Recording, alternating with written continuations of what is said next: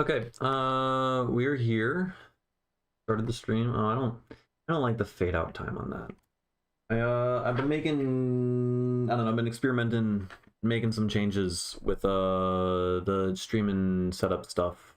So, you'll notice the music was different. I slowed down the waiting room music. How cool. And then wait, am I even audible? Yeah, I am. And then besides that, what else did I do? Oh, check this out. We got another view. How exciting. I still need to should put some artwork for where the chat's gonna go. Also, the chat can be like bigger. Something like that. But yeah, I figured, I don't know. This way I'm not obstructing anything at all, though then the screen is smaller, but I don't know, I see some streamers they stream with this kind of setup, so maybe that's the move. But like now there's like a full mini meters thing at the top, right? So we can like kind of cool, right?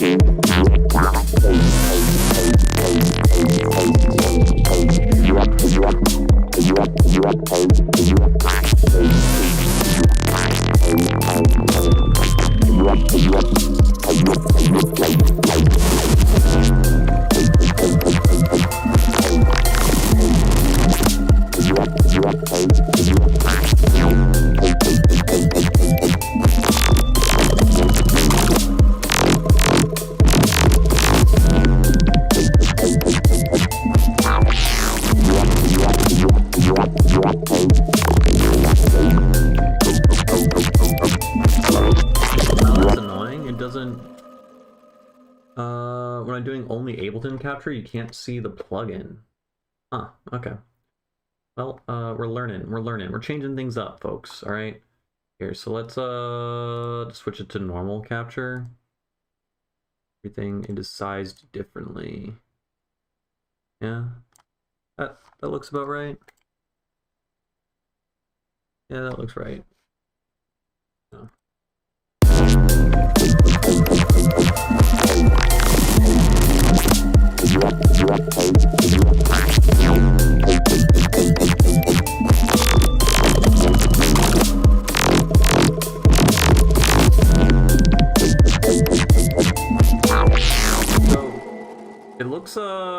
It looks lower quality. It does look lower quality. On YouTube it looks fucked. Does it also look fucked on Twitch? Yeah, kinda. Yeah, I'm on 1080p. I don't know, how would I go about fixing that issue? That's super obnoxious. Spent all this time and effort trying to make this look all fancy and cool. And little did I know, it's fucking dumb.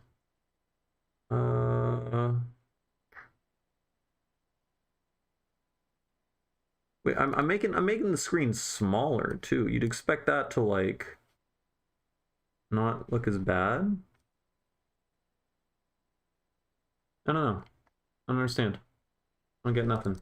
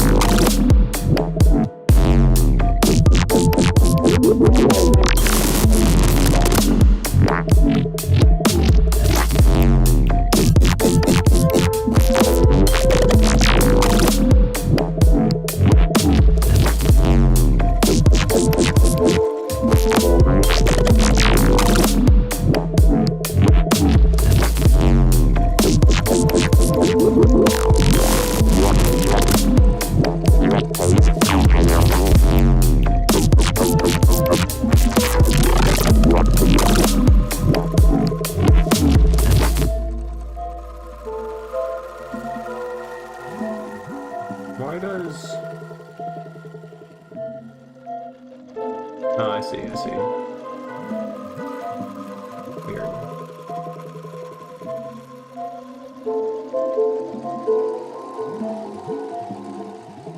Yeah, I don't know. I think I'll just give this, yeah, I'll just give this this stream setup a shot for a little bit.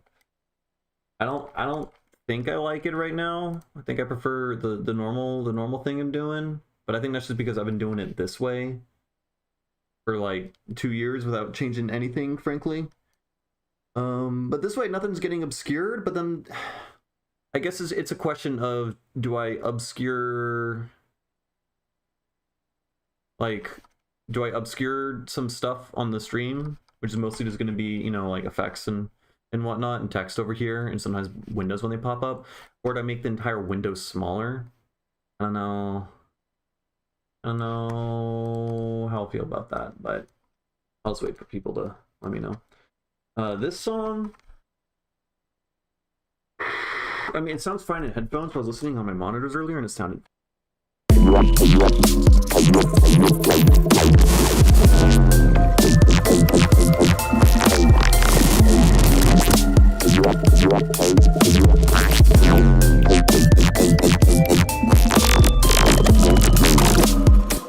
I mean, we just have 808s, basically, just the hip-hop sub, just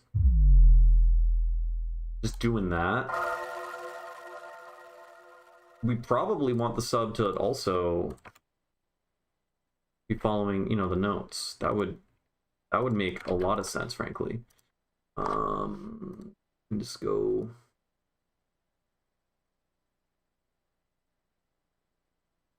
And then you validate you.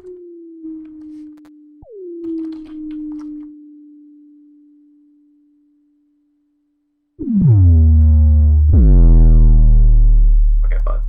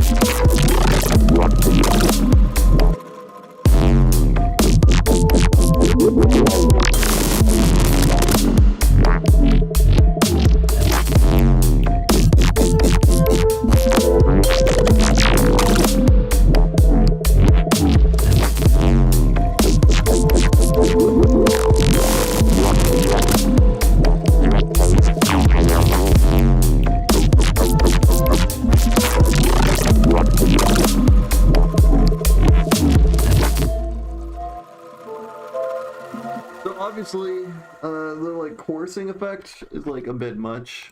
Doesn't sound that great, but go. We can improve on that.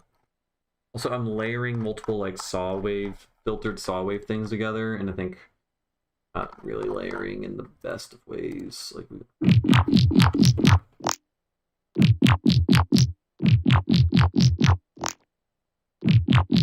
yeah. Maybe I don't know, get rid of the course.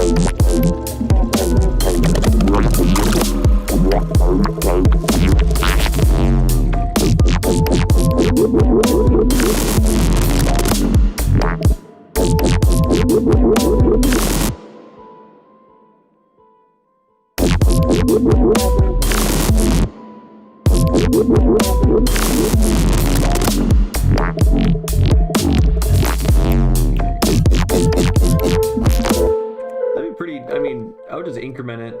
I could just like press a button and just like a number will just go up in the corner.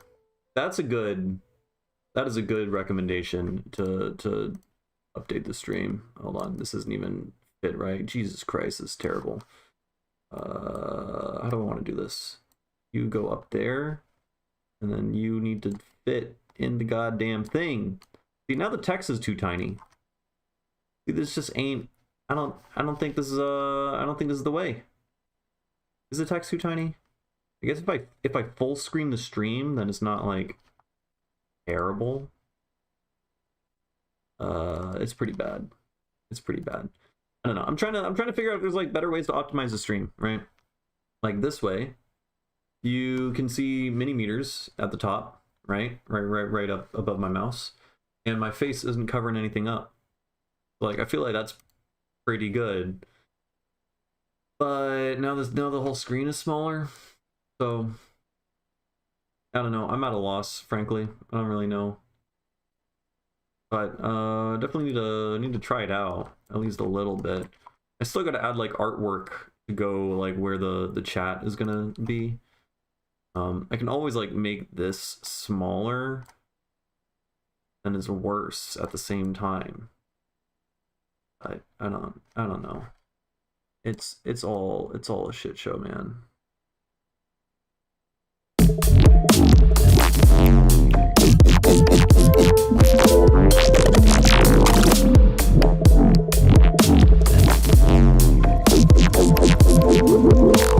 Like I don't think my face isn't covering up anything particularly that great. But you know, if I'm like bringing up plugins and stuff like that, sometimes I'll have like I'll accidentally like cover the plugin up with my face or whatever. But also I feel like the trend is for like live streamers to be in the corner, and like I've like looked at other streamers who do like, you know, music production, and they do the like smaller Ableton in the with their face in the corner. They do this kind of thing. So I don't know. Though the chat is really tiny. I think I can make the text bigger somehow, I'm sure. But first way better. First is in me in the corner or me on top of Ableton? Which one you mean? Is that the least? I need to still, if the one I'm in right now isn't good, I still need to try to optimize it a little bit more. Maybe I can make it better. I just like, I don't know, I feel like I gotta up my game a little bit, right? I've been doing this for like 2 years. I'll just keep putting my camera in the same exact spot over and over again. Which, like, I mean, the camera's bigger, more my face. Chat is readable but very small. Yeah, I can make it bigger. I can do that. Let's figure out how to do that. Chat settings. I watch for production, not chat. You in corner. Yeah, okay. Yeah, no, that's good. Yeah, covering shit up, not good. Like, even if like all you're missing is like me typing in stuff in the thing. Yeah, that's good. All right, let's see. Embed and stream. Default compact, default. Okay. I think it's gonna be bigger now? Question mark? I don't know if it actually got bigger. Maybe I have to reload it or something. Yeah, it's mildly better. I think. I don't know. The sizing got fucked in some way, which isn't great. How do I? Oh my lord. I mean, I can like. Oh, I see. Oh god, kill me. Kill me. How do I just scale this motherfucker? I cannot. All right, add scaling aspect ratio. I just want to squeeze it. Can we oh, that's we're we're not doing good. This is not going well. What if I do, that was 16 and 9. What if we do 9 to 16? Huh?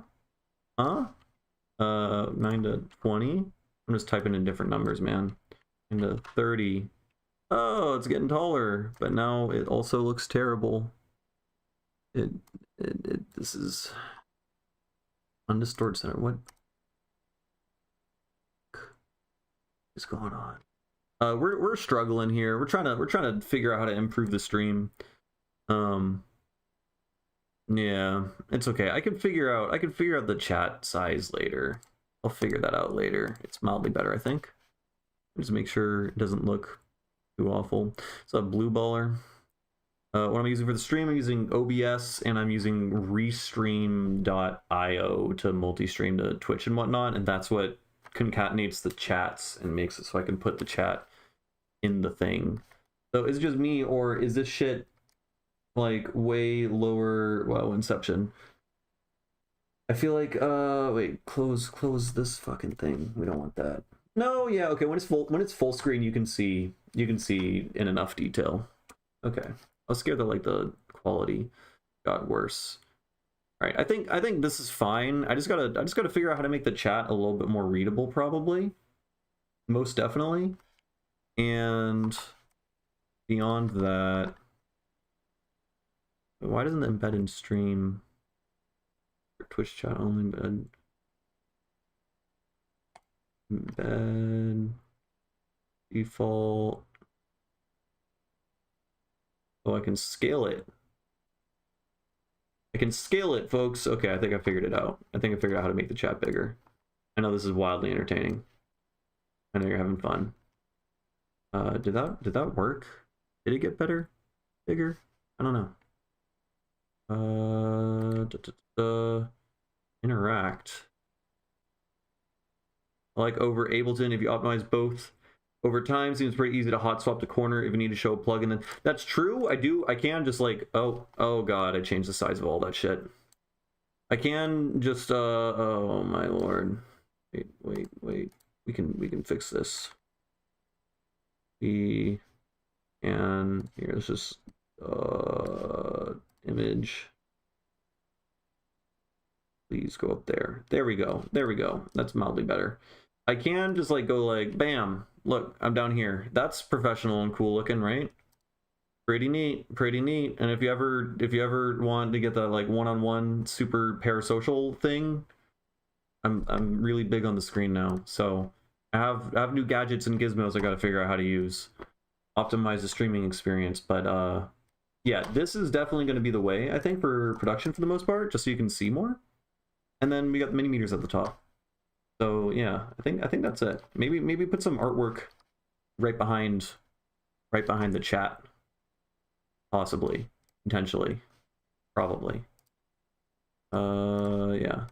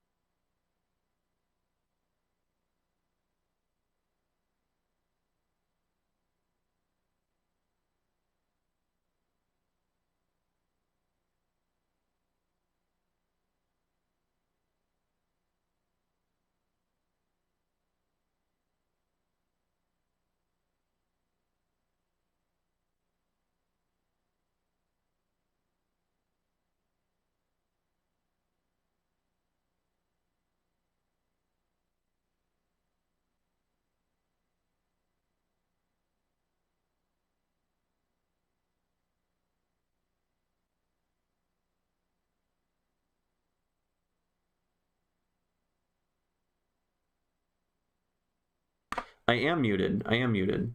Oh, cool. Oh, I know why I was using the fucking... I remember why I was using the super small text. It's because the small text doesn't have the ugly boxes around it. But you know what? There's no background right now. So we can live with that for now.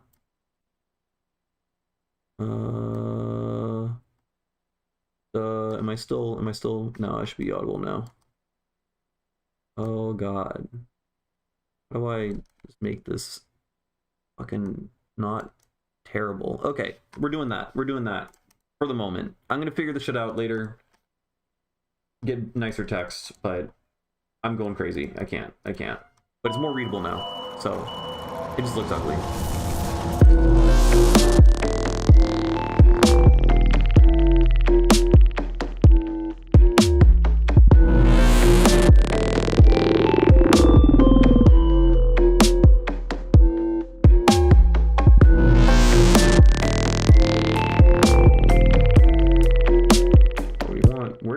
Isn't there supposed to be...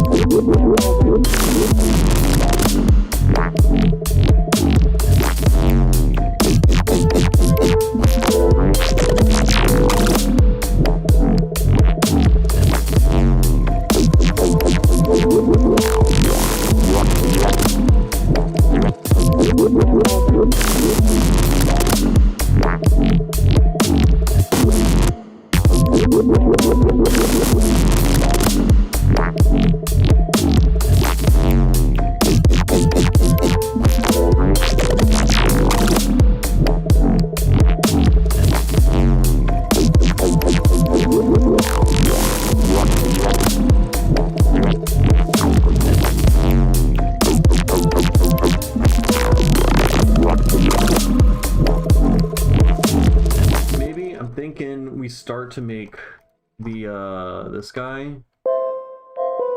start to feel like get some noisy synthy formant synths. They sound like they're talking a little bit.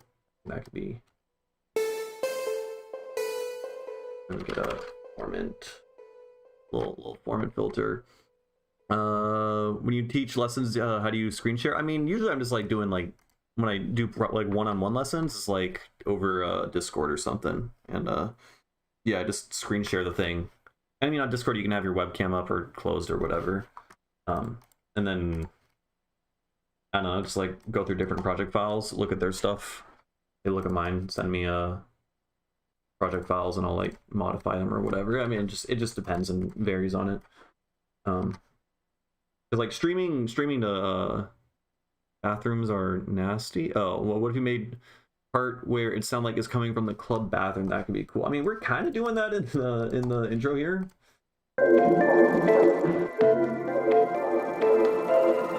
I guess we'd want to filter everything else out, though. I do know what you're talking about.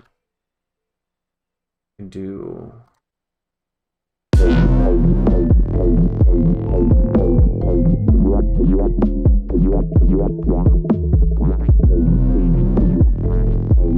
I mean, we did it. We just did it right there.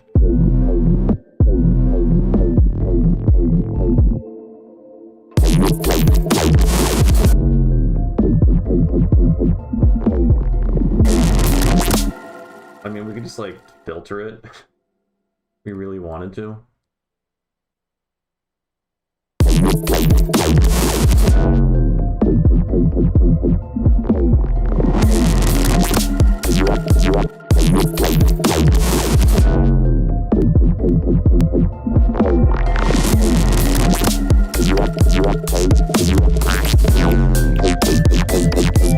Probably not going to do that though. But the effect is cool. It works. It's very like Super Task-esque. How many distortions? A lot.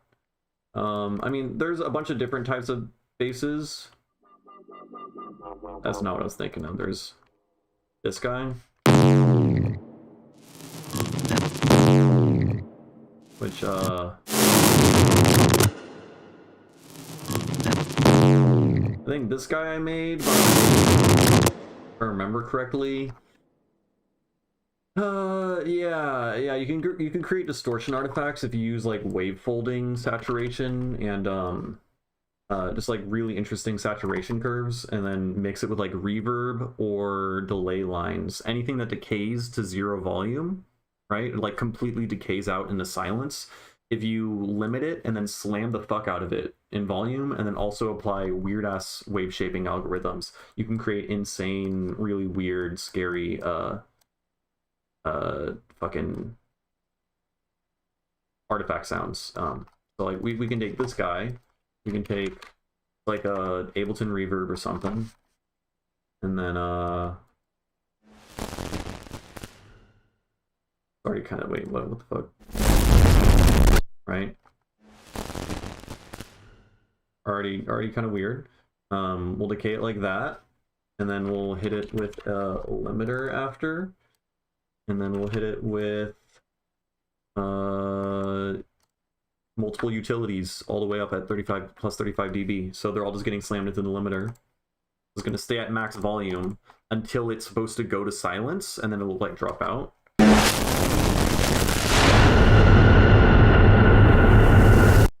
Right? Sounds weird. Pretty weird. Not what I was expecting. I was expecting it to sound different. Do I have to put it before the reverb? No. Maybe drop it down. No? That is not... I was expecting it to disintegrate for longer. It's still kind of doing the sound effect, but... Like you see, you hear how it like collapses into this like noisy, dithery sounding thing.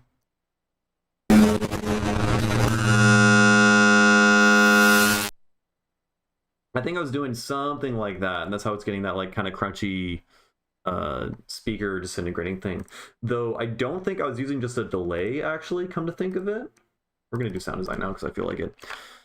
Started on Ableton Windows, currently am on Logic Pro X on a Mac Mini. I have Ableton on my Mac, but not the full version, but I can get full if I want to switch. Can you work with that in a 1x1? What? I don't know what a 1x1 is. Didn't know you could fold the saturator. I mean, yeah, I mean, you can set it to like, there's sinoid fold, which literally is like definitionally, we're just like folding the wave, which is interesting to think about in that it's very similar to FM synthesis and sounds like FM synthesis, which is like this type of distortion does, simply because if you think about like the function as you increase in volume, it ends up folding back over and creating another partial. Thus, if you were to have like a wave get really, really loud, it's gonna get loud and then fold back down and get really like oscillate back and forth really fast. And then when it decays in volume, then it'll get back like loud again and then collapse back to the normal frequency. And so that little part where it's supposed to get loud and then it gets folded, right? The wave shaping algorithm folds it into higher frequency partials. That's the same thing as if you were to take a wave and then speed it up really fast and then slow it down, which is vibrato, which is FM synthesis. So sine folding and FM synthesis sound very similar, though they're made completely differently, which is pretty neat. Anyways, then yeah, there's a wave shaper one where you can like create your own custom wave shaping things. It's pretty finicky and weird, but you can abuse the shit out of it to get scary sounds. So like, yeah, you can with a high period, or what is it? Just drive, I guess. I don't know.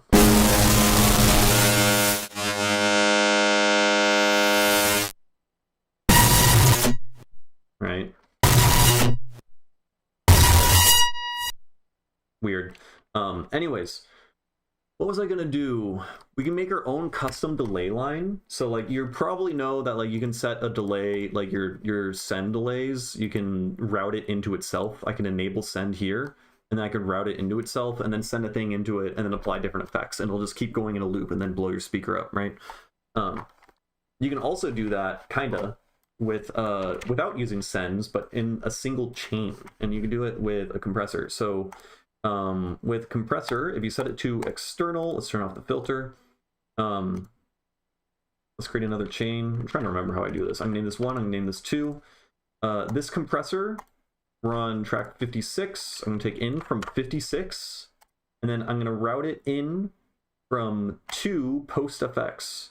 So everything that goes into 2 is gonna go out, and then it's also gonna go into 1.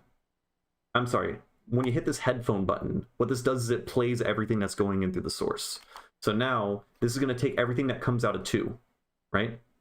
And then get this in 2, we're going to set this up, and then we're going to set this to be everything that comes out of 1 post mixer.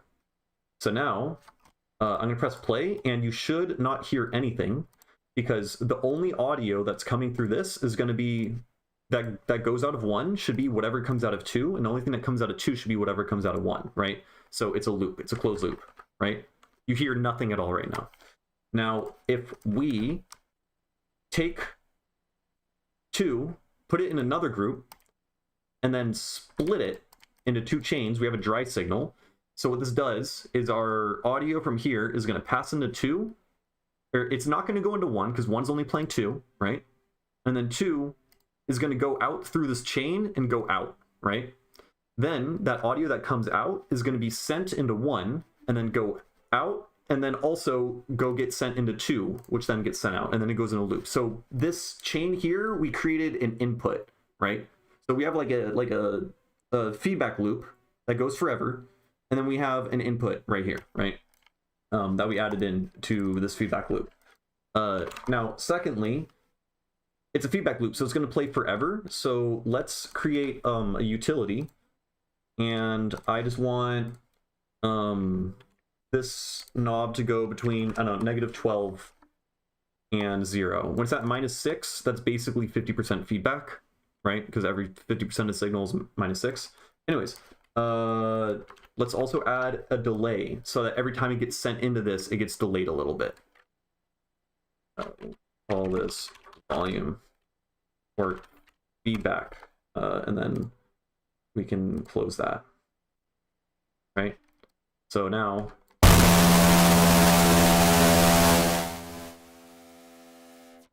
right, so here, let's turn off all the utilities, right? So we have wait, let me turn off most of the effects so that you can just hear what this thing is doing. Let's get a high frequency thing. Right? We literally just made a delay. We just made it so that this thing... Wait. There's actually... The feedback's on here. Let's turn off the feedback. Right? It gets sent in through the circuit. This whole loop gets turned down by 4 dB every single time and gets delayed by 180 milliseconds every single time. Right? This gain is your feedback amount, right? Q. Now, what's special about this is you can now apply effects within your feedback loop. So like if we apply wider is going to filter the left and right signal differently, right? It's going to boost certain frequencies, it's going to cut other frequencies. So you'd expect when I apply wider, it's going to keep applying that same filter over and over and over again. It's going to get super loud. Right? With those frequencies that get super loud, that's just where there's like probably like a 1 decibel boost or something on the wider signal chain on one of the ears, one of the speakers, but it gets applied iteratively so it blows up. Now you can like move this around. Sounds fucking neat.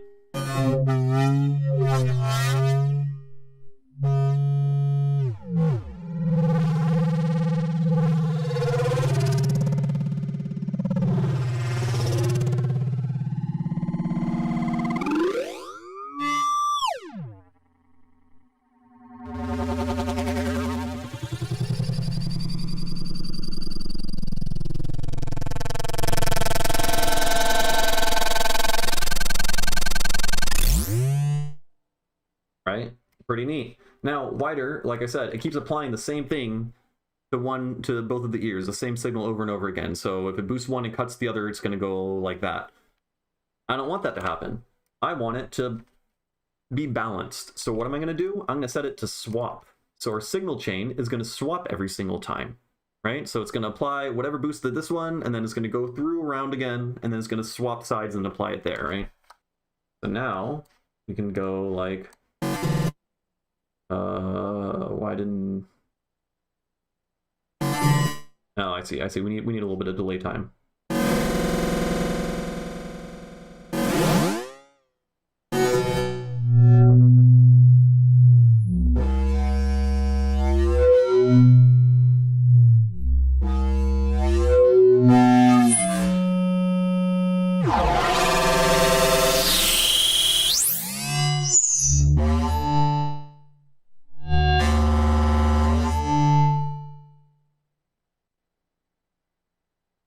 Oh, the signal's gone.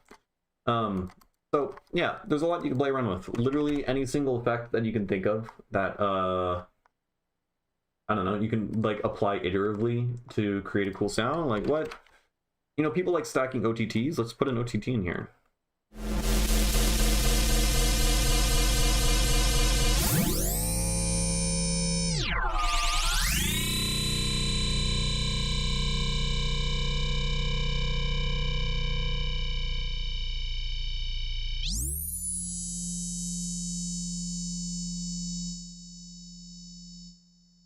I'm surprised that signal never goes away.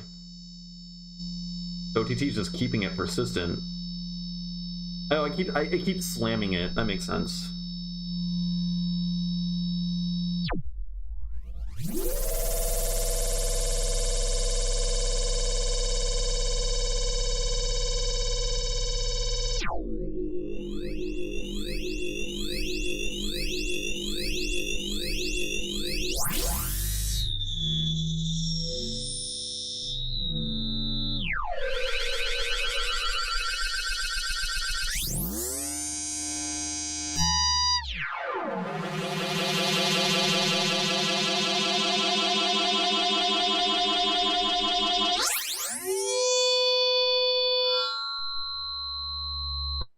Right?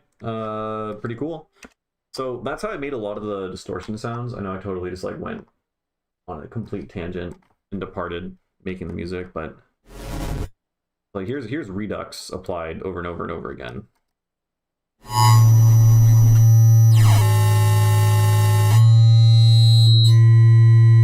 Which like that makes sense. That it's not really gonna do much because applying Redux multiple times isn't gonna actually do anything, right? You're just changing the sample rate.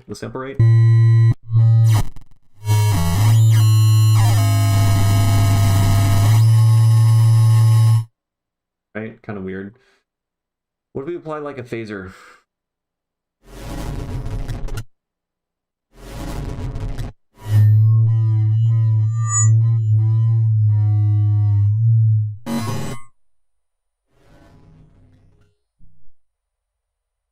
What?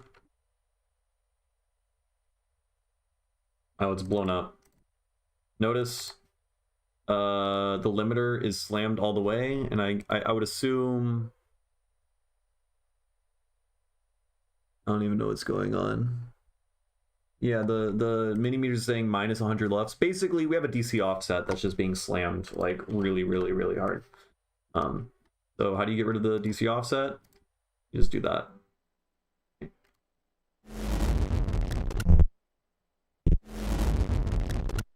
Why is this not doing anything cool anymore? Hello? What's wrong with the loop? Oh, it's still exploding? Something's exploding somewhere in the signal.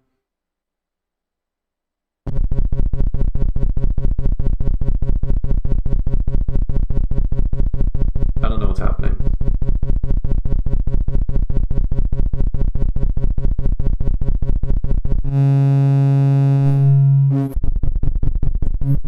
I have no idea what's happening. Anyways, when you do stuff like that, shit explodes and breaks because you're creating like super, super nutty, I don't know, sound design stuff. Wait, hold on. Let's bring it back because there are some other cool stuff.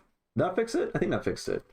Now, mind you, I have only been throwing in just like an already exploded, distorted, noisy sample as our source the entire time. Like here, we can use these bubble sounds, right? Right?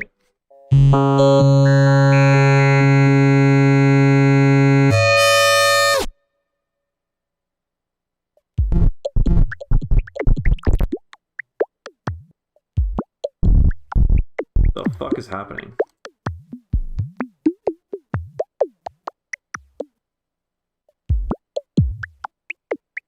I don't know what's going on, man.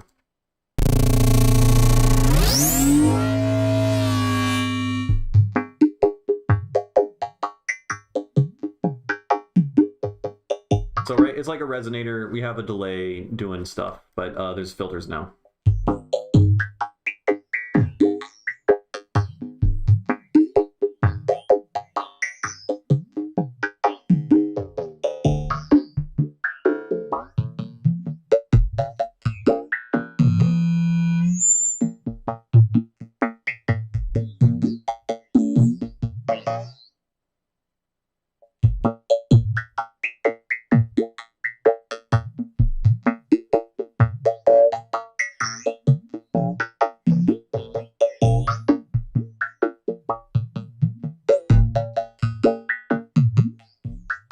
Oh, you can also, I didn't even think about this.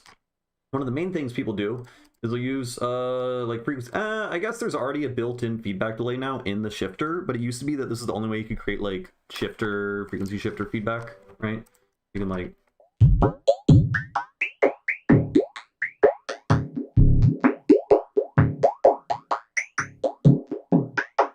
now notice like at this point there's no delay on, and there's still an audible like delay of like, I don't know, what sounds like 30 hertz or some shit. The buffer size, because this is like a feedback loop that's going out through your DAC, it would like break your computer in math and physics and whatnot if mathematically what you would set up actually was being output, because it instantaneously would be circuiting through this loop, right? So what was I getting at?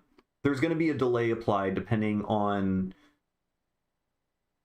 what you're using, what plugins you're using, depending on the buffer size that's required for the plugin to like work. So typically the more complex the plugin or whatever, the longer of a delay time. So, and I think if they're turned off, they still take up space. They still add a buffer, if I remember correctly. Yeah, notice, okay, I just removed these turned off plugins, right? Let's put them back in. It changes the pitch. So the buffer size, I guess it takes time to know what the plugin is, determine whether or not it's like turned on or off. Maybe it just like still adds a time regardless. But like we take the shifter out.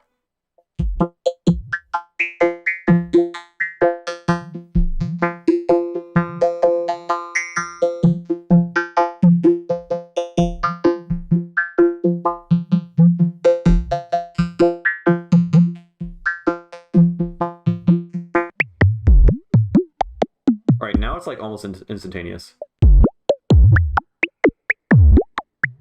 Yeah, it's pretty much instantaneous. Utilities apparently don't like do anything.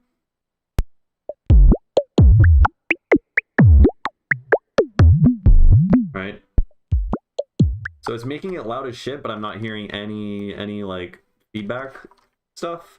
But the moment I put this wider plugin in, it's like, oh, word, alright, it takes time to read through and determine whether or not to apply this.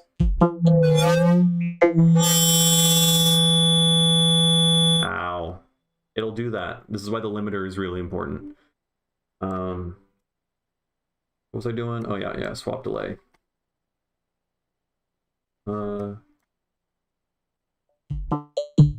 Also, actually, instead of a normal delay, you might want to use a line delay, because we don't care about feedback, and a line delay can go down to 0 milliseconds, right?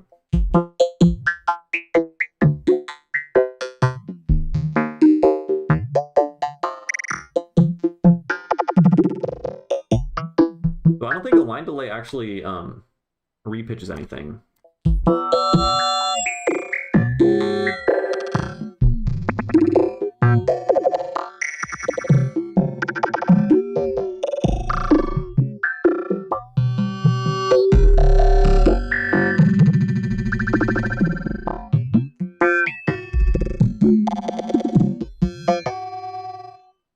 Pretty cool. Anyways, yeah, that's enough yapping about that. Let's go back to the actual song. So yeah, that's how I made some of the exploding sounds. Right. Some of these were made like that.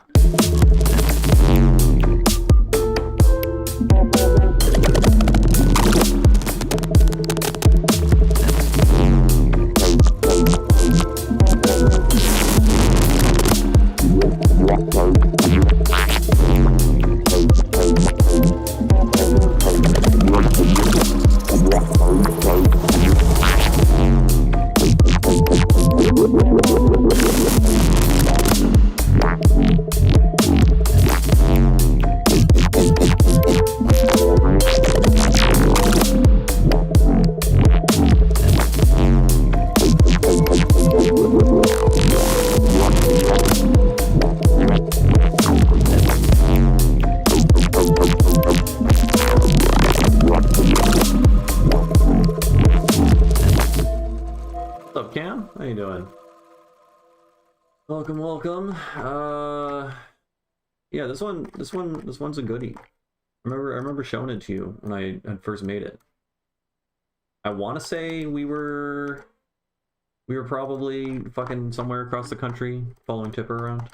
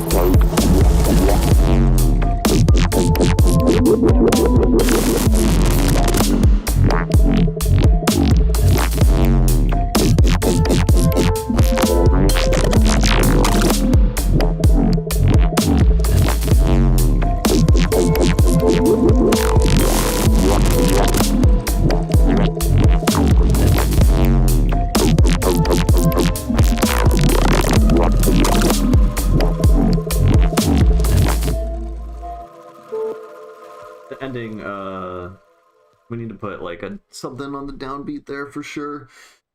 You think they were cool guys sometime? Wait, do you think they were cool guys or some types of bad guys?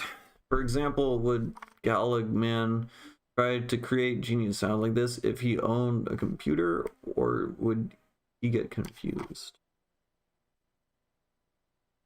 I would say bad guys are often cool. Why else would they make the villains look so cool in all the movies, right? Always got like sunglasses and trench coats and stuff. I don't know. Okay, I feel like for this outro, I don't know, we just put a thing here. There we go, that's our downbeat. Pathetic kick, really bad.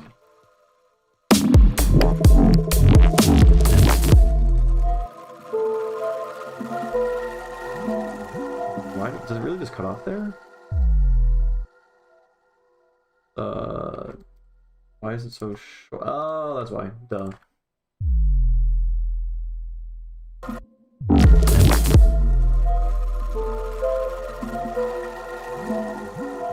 And then I think maybe we can reintroduce, I don't know, this guy.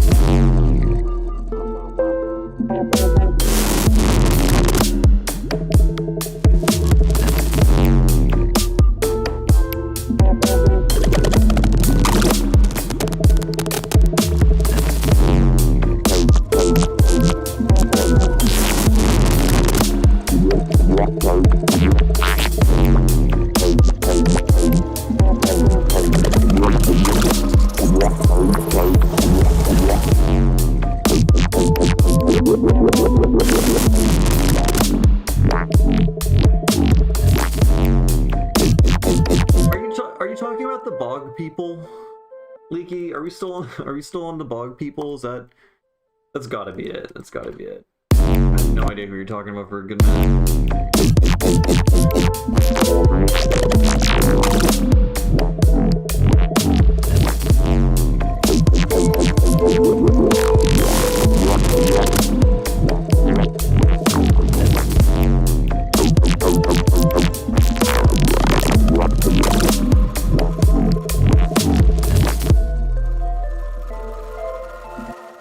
I don't know about the outro.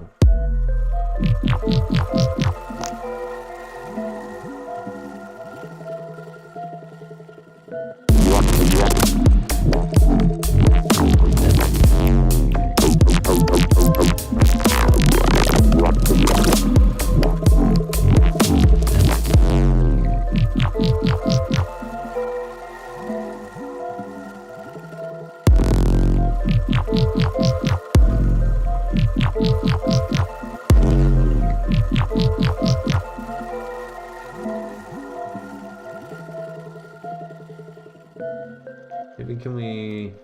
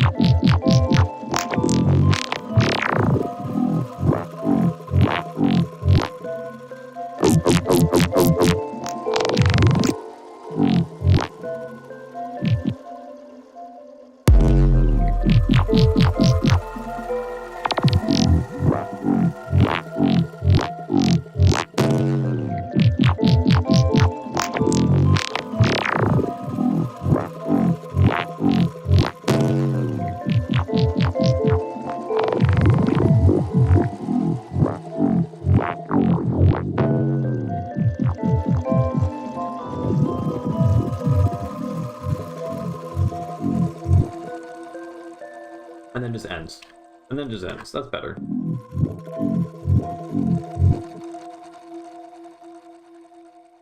Right? Kinda good? Kinda good?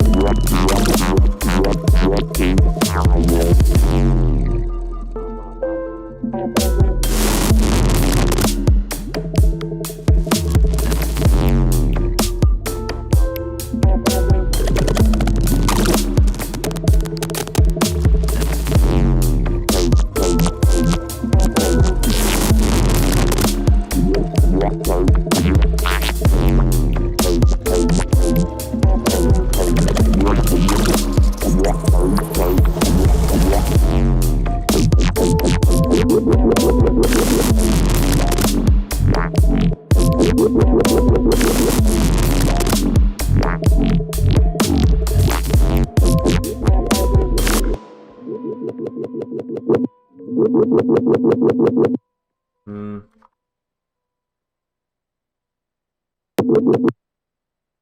Hmm. Hmm. Still doing it. Why? Oh, I gotta. Okay, okay. Who knows, man? Who knows? Don't question it. Don't question it. Still kind of doing it. Kind of annoying. Can I just like? Yeah.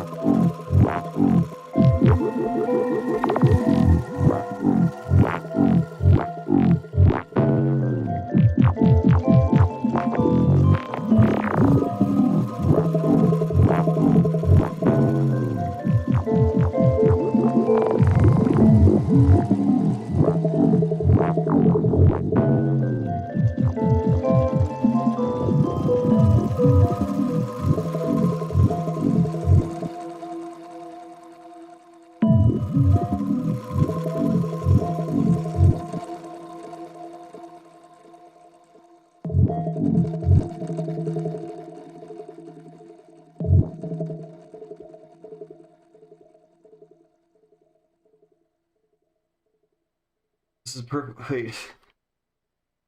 Due to the preserved contents of his stomachs, we know Clonikovan man was cooking incredible things upon his bitwigs and Abletons. The bog perfectly preserved his organic materials, but unfortunately, it destroyed his computers.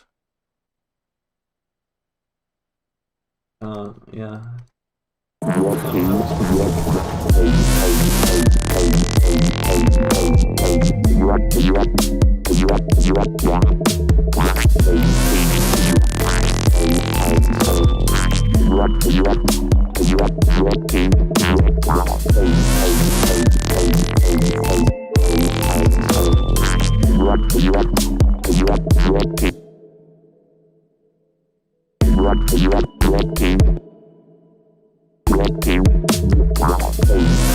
That's kind of cool.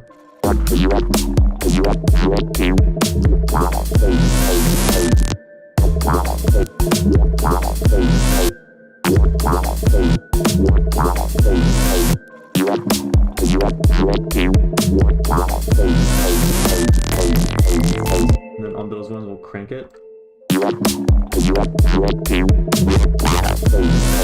Okay, not like that.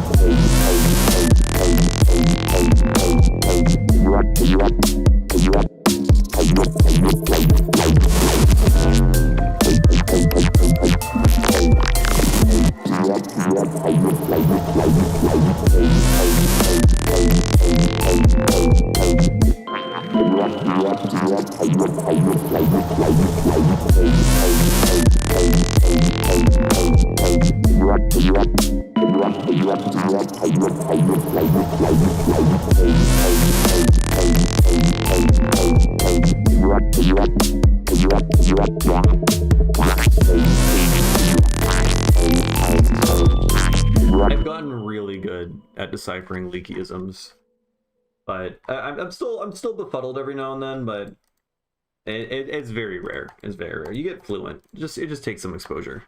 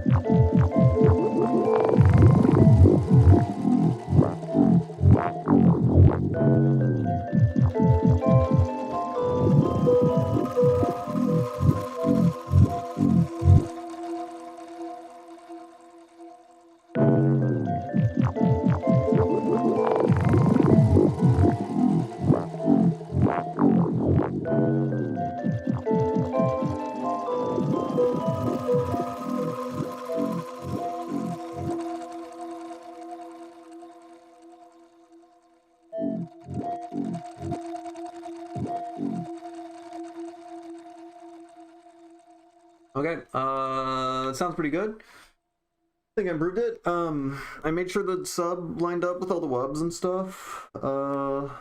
Made it better. Tweaked a lot of the sounds and whatnot. So that's good. Let's yeah. Let's go check out the other glitch hop song that we also worked on yesterday. See if this is sounding good.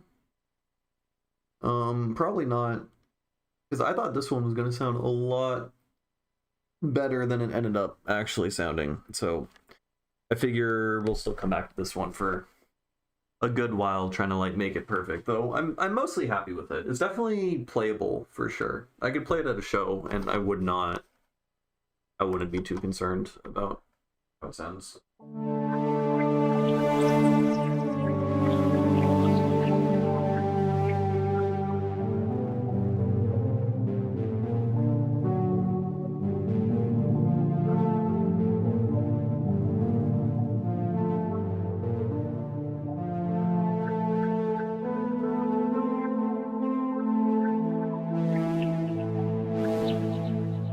Yeah. What is this one?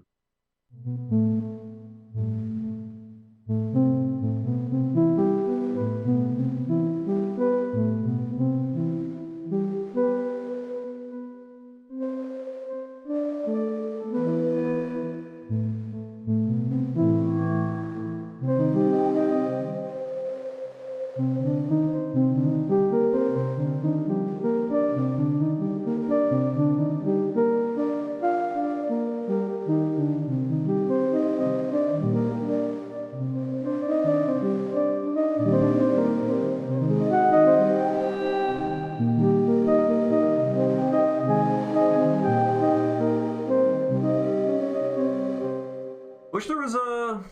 There's got to be a way. I want my mini meters to take an input from my synth as well. Default output capture. I would have to like concatenate both my default output capture and also the analog input. Which I guess I could do, you know, some audio server plugin nonsense. Probably. Right? Like, here, if I do this now, a lot better.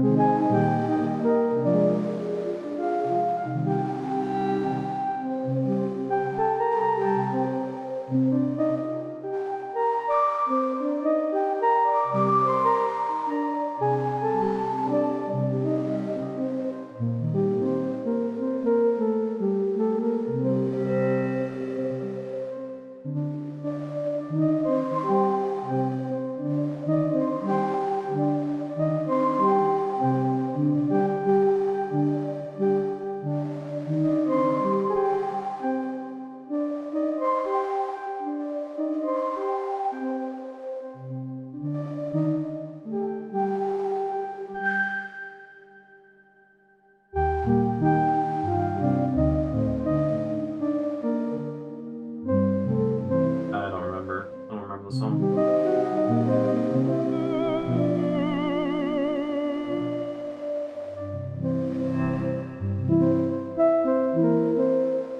Wish I don't think I can remove the noise on this preset. Which, this is one of the few things that annoys me about the Osmos. How difficult it is actually to modify. I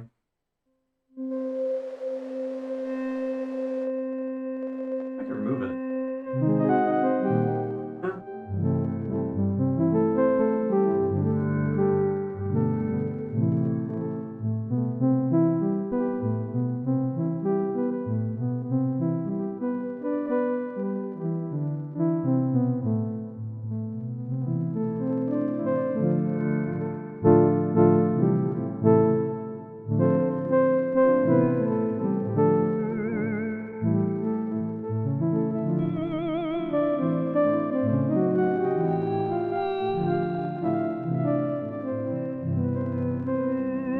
Anyways, yeah, I got to figure out an easier... I mean, I can... It doesn't take much effort to just change the mini meters input-output thing.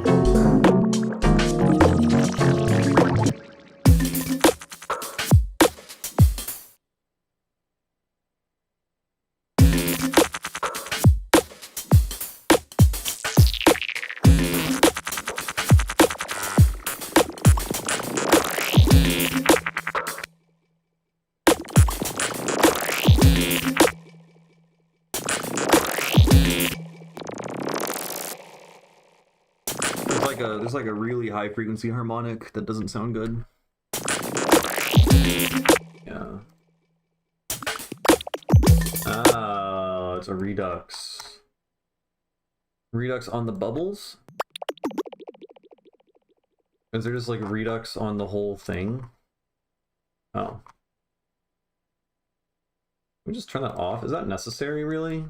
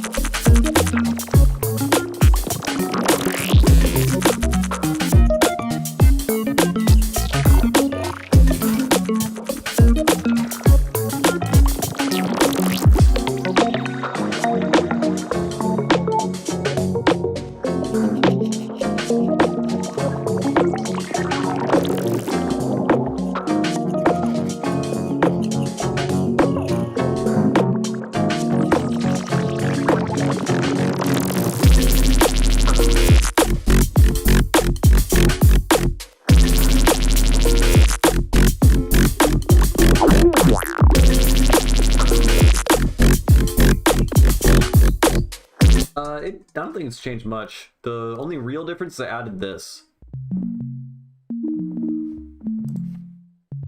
Really, everything else has kind of been the same.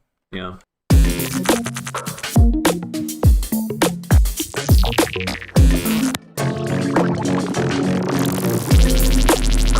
I'm not really a fan, actually, now of how the melody is interfering with the incoming bass. The Phrygian half-step bass line.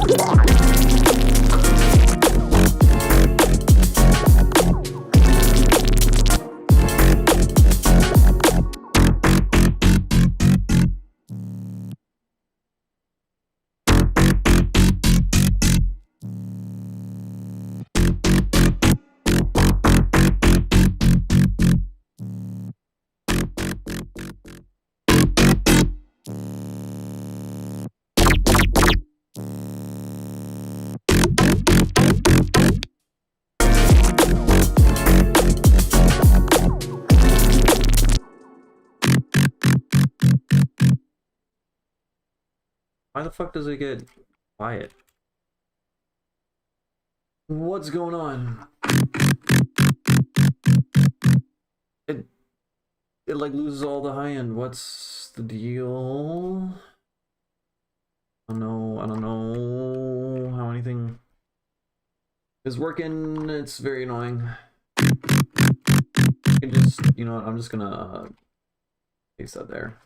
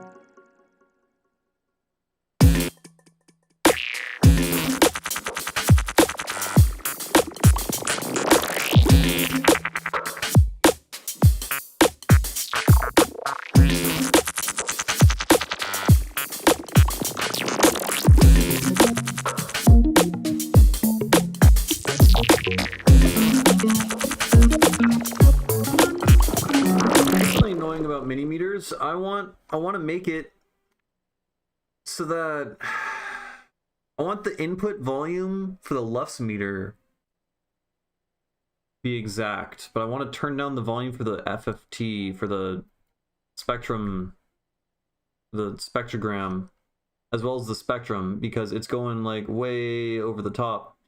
And then also when everything's slammed on the spectrogram, then you can't really see the dynamics as much, because it's all just super bright. You know, it's not like a linear in terms of increasing volume to how bright things get, or at least like once it's too bright, you can't really make up the difference. So I can turn down the trim on the input gain, but then my LUFS meter isn't going to be accurate, and I want that to be accurate because it's just handy, it's useful, right?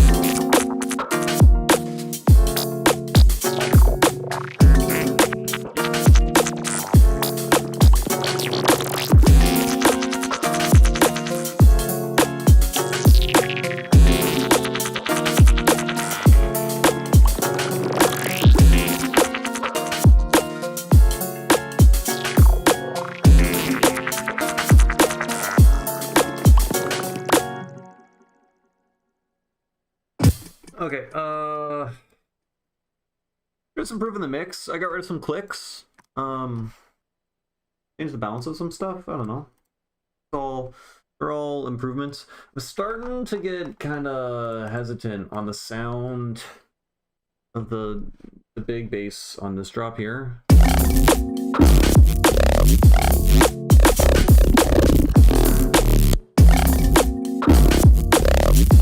There are parts of it that sound really good, like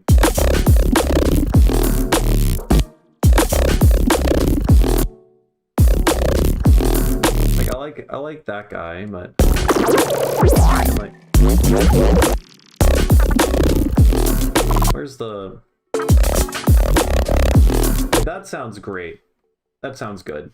I don't like the tail. That thing where you can hear it. You can hear it hit the distortion.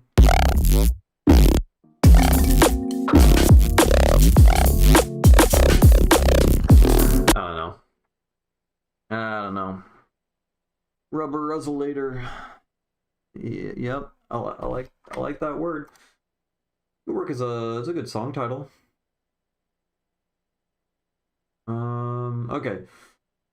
Let's leave this place and do something else. What should I work on?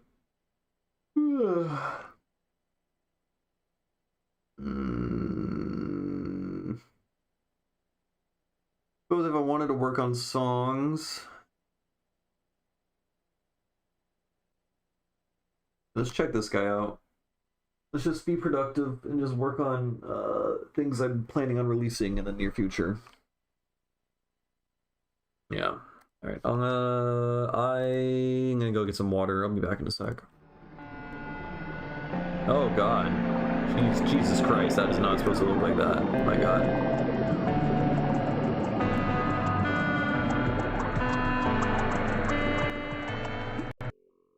Okay, that is a mess. All right, we're working on things, all right.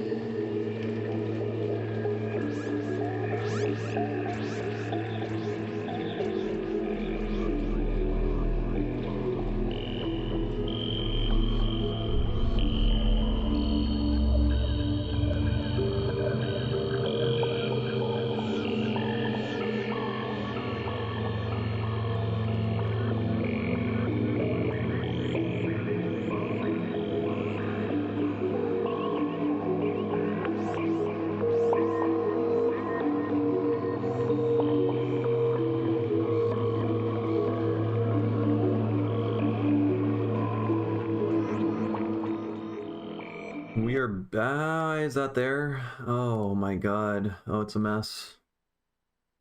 All right, by fixing this layout to have the chat look okay, I destroyed everything else. That's fine. That's fine. It means we're just stuck with this mode. But this is working, right? I think the stream mode works pretty well. I would say like the only downside I would say is like if you're not in full screen, it might be harder to see what I'm doing because the actual Ableton is smaller. But I don't know. Okay, we got this guy.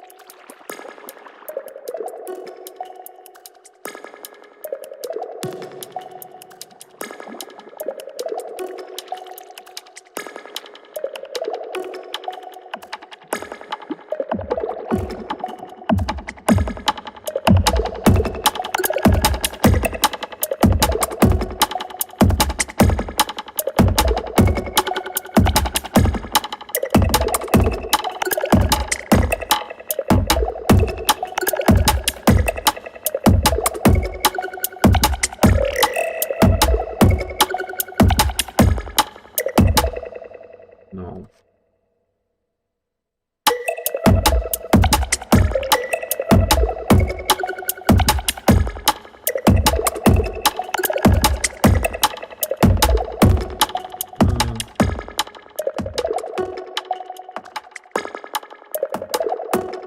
Yeah, I think so.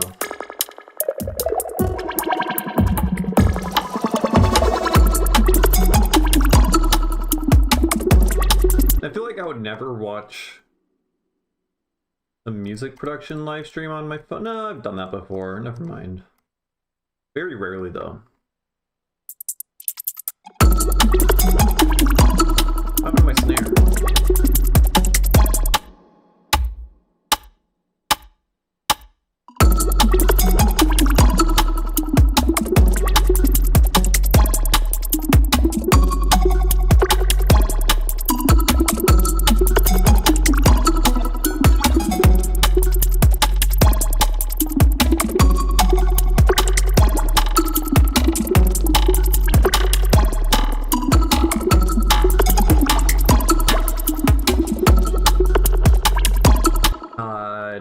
Yeah, the snare sounds fucking bizarre. I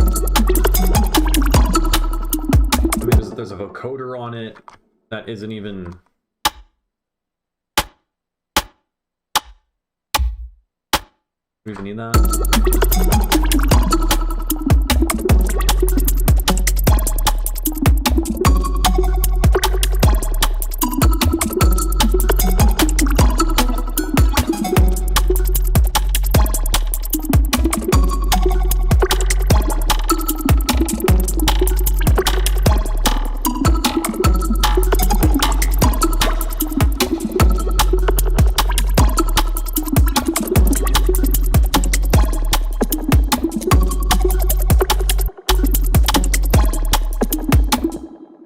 That? I never heard that before.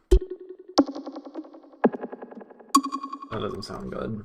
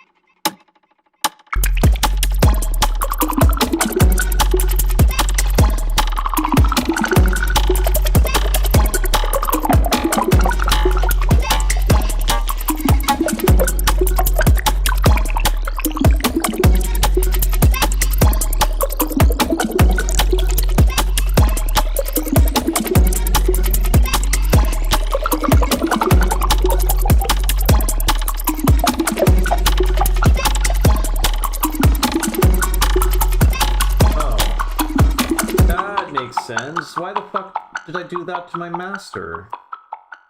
This was like 5 years ago. I don't know.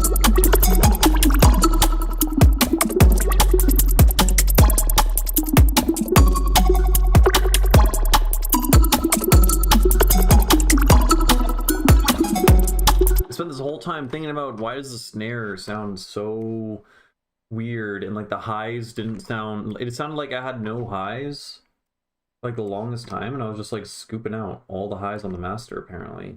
I don't know.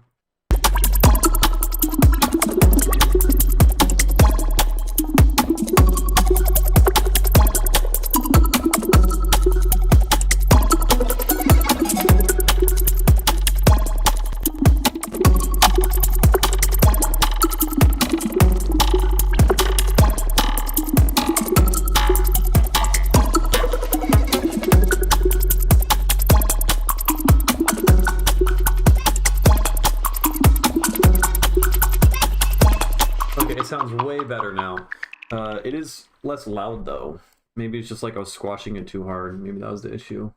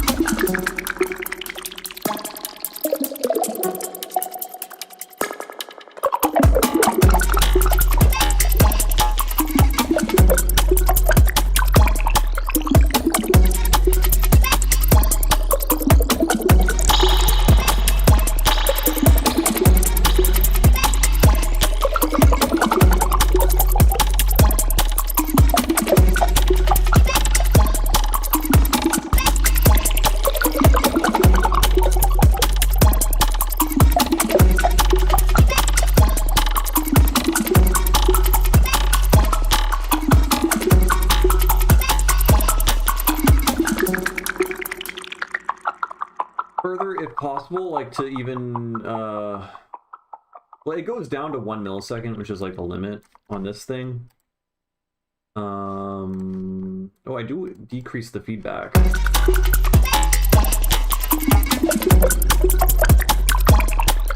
Like if I wanted to, I could have it start to go back.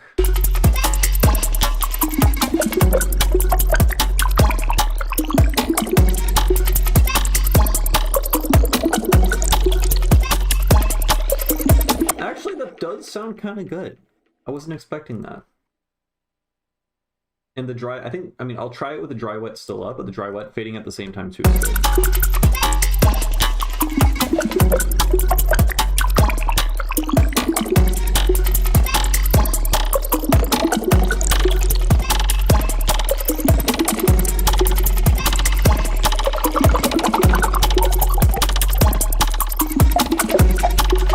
It's definitely better the other way, but maybe less.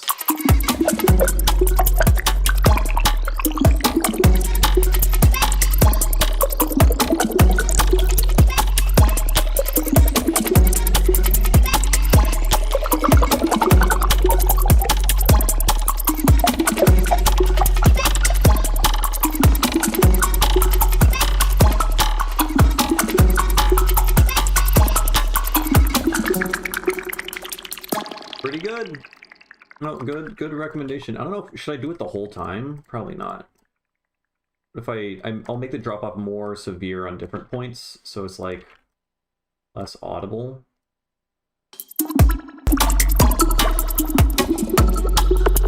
Hello, never gonna give you up, Lane. Welcome. Nice.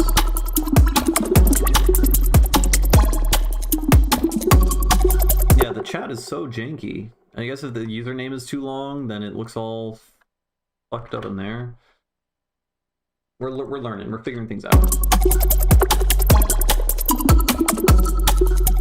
Here, let's go.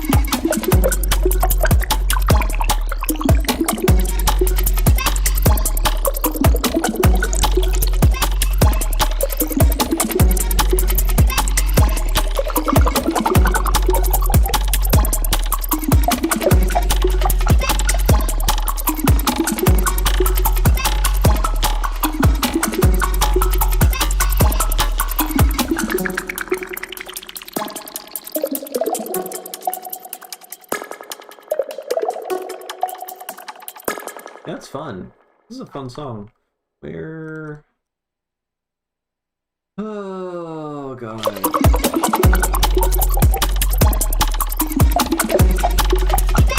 Maybe automation layer the pitch down when the comb is getting extra funky, like with a pitch shifter on the drums. No, I don't think that would work. I feel like because I don't want to fuck with the drums too much. Maybe.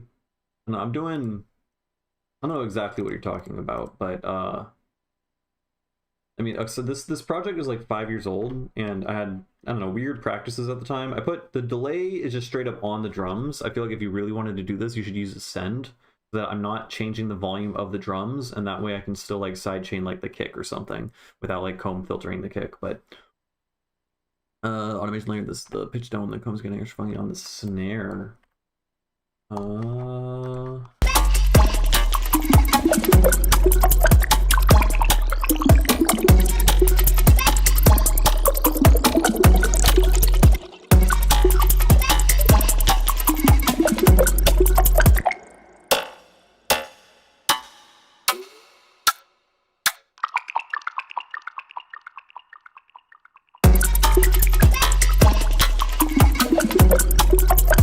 Kind of fun, actually. You're right.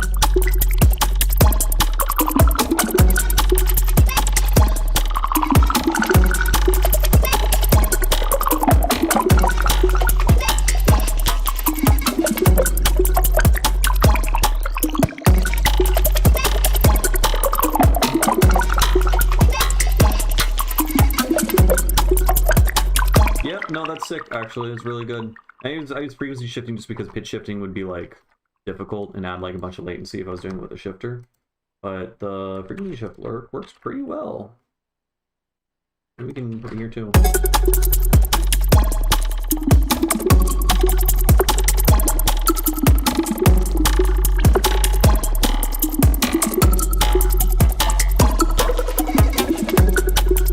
Oh, I did not have the dry wet turn on at all.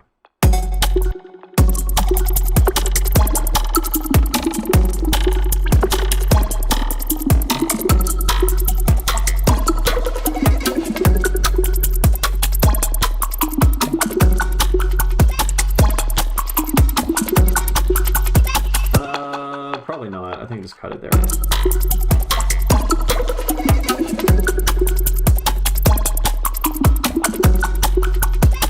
And then maybe hit it with a spring reverb, just right there.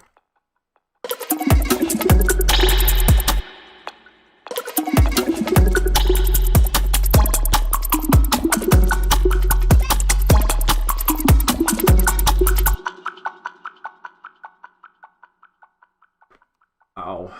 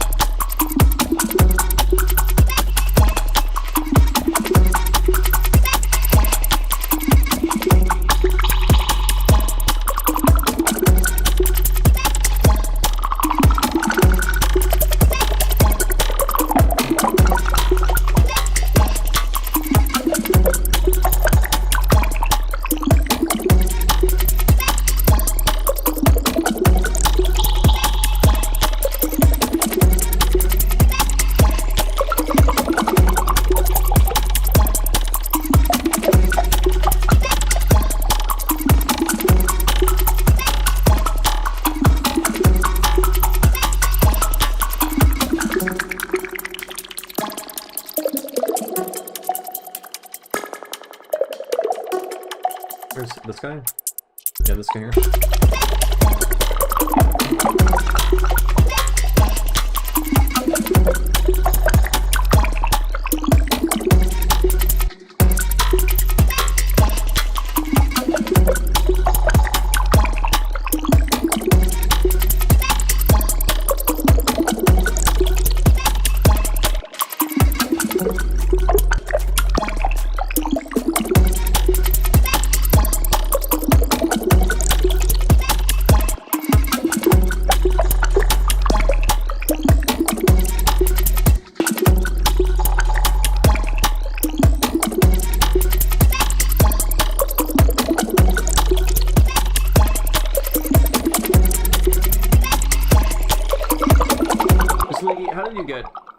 did this new fixation pop up?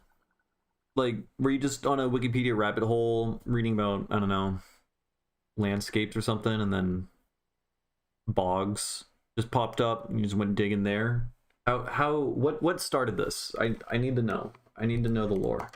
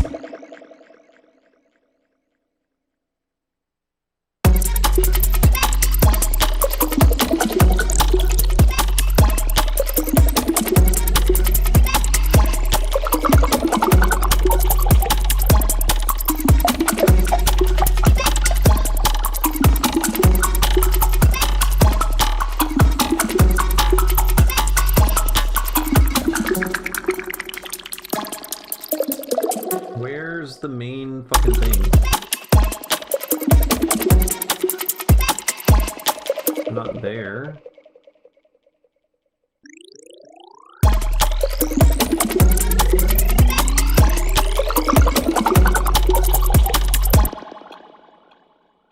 Is it you? Yeah, this guy.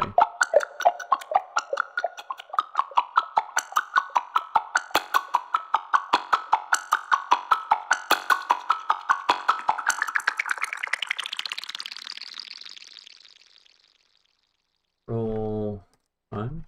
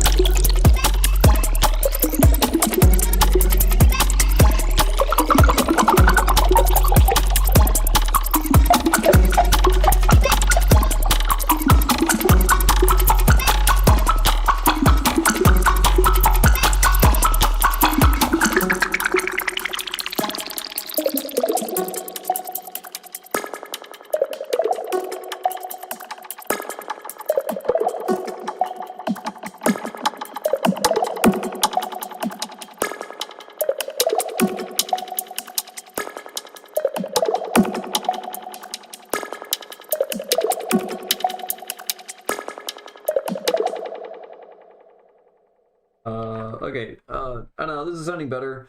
This section here is super fucked.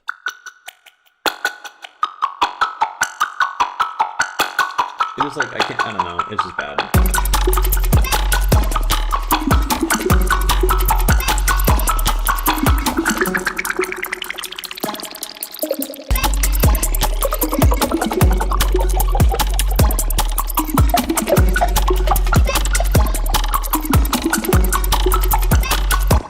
I'm hearing weird, super high frequency stuff.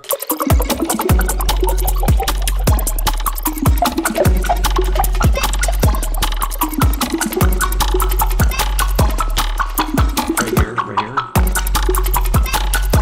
Is it you? It kind of is you. It's you interfering with the clap.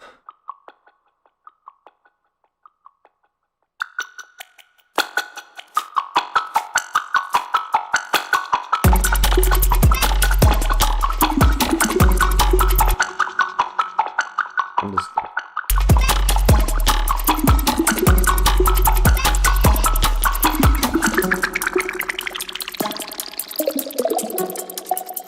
I don't know. Okay, that sounds better. That sounds better. Okay. We're improving songs. That is good. That is a good thing. Let's go work on the waltz. We're gonna work on a waltz, folks. This one, I listened to it on my AirPods. I mean, this isn't even about the mix, so the AirPods isn't relevant, but there's a certain bit in it that I decided didn't sound good, and now we need to come up with a different like riff or something. Yeah.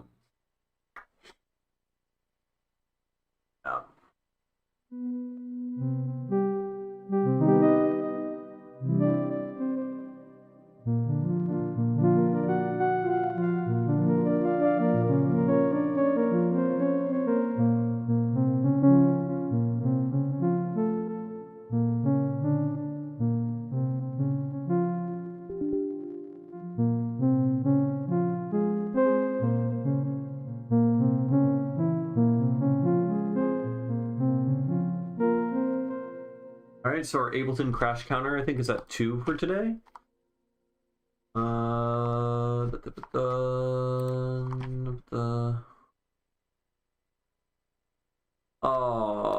I have to find it. Are you not in the list?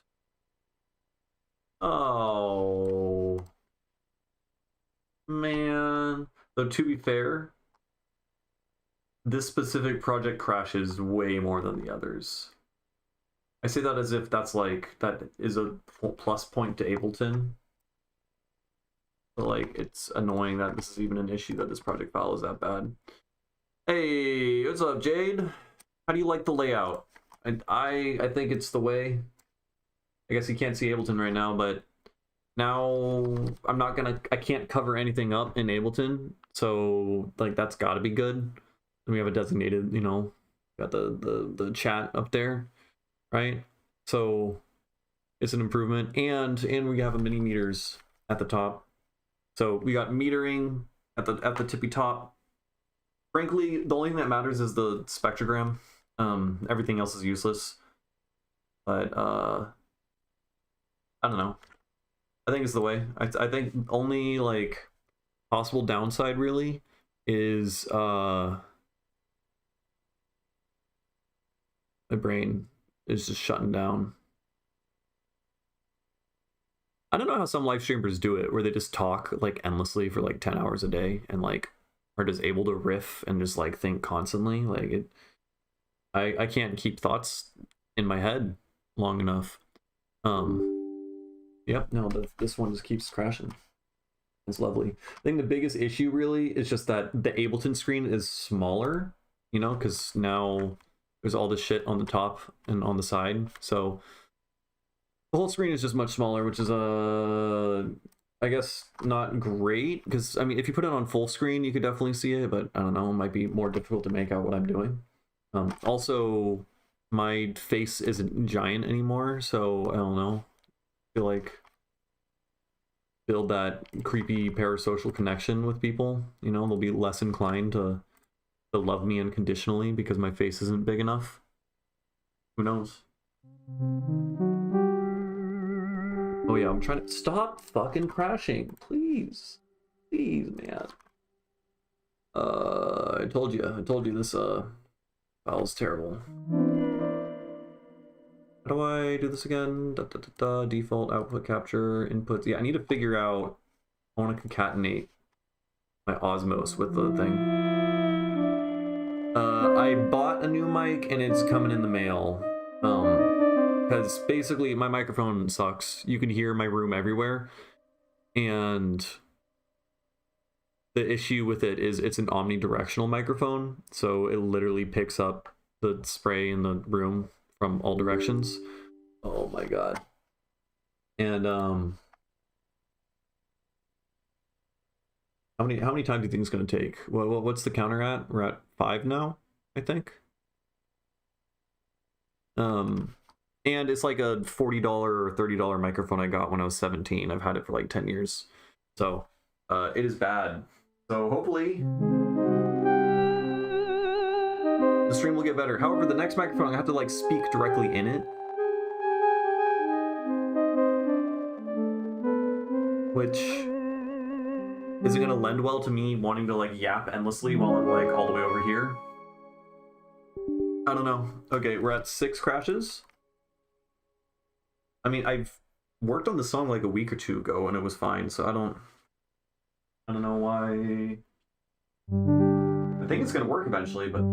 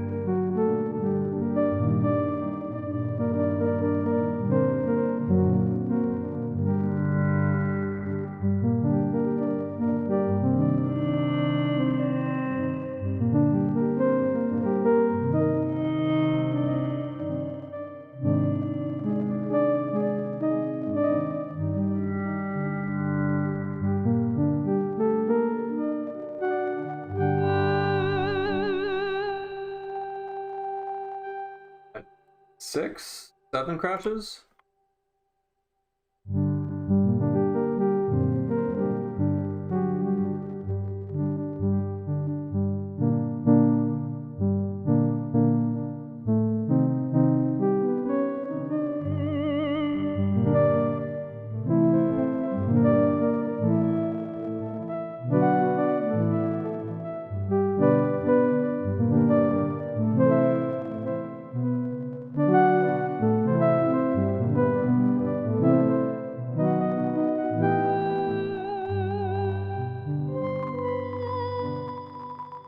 Oh, it's working.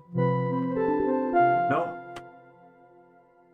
Nope. I heard other synths starting to play that were connected to the fucking keyboard. Maybe that broke it? Maybe me playing the keyboard while it was loaded. Here, I disconnected Osmos. Maybe, yeah, we're at 7. Numbers only going up. Maybe that was breaking it because like the whole project was loading and then I was sending MIDI data into it. That, I mean, sounds reasonable to me.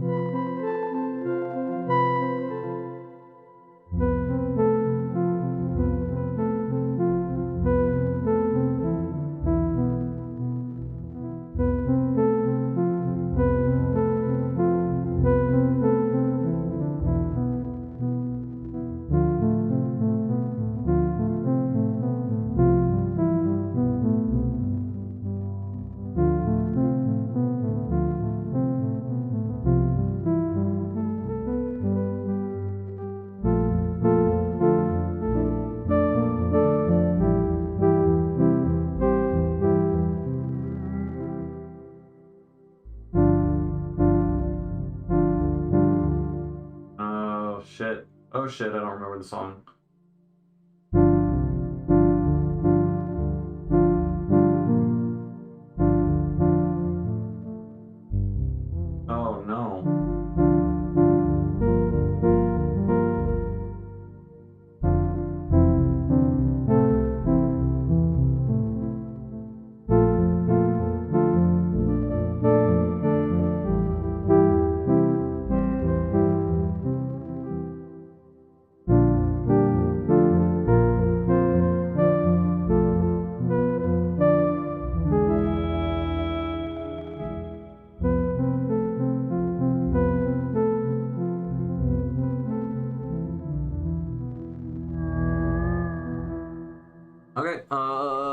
think that might have been the problem. I think maybe me playing synthesizer when it's plugged in causes more crashes. Who knows? Back to back, nice. Crashes. Hey, Stickbook, sorry, didn't see the message till I refresh the stream. Oh, good. Camaraderie, chatting amongst the chatters. I love it. We need that. All right, we got this song.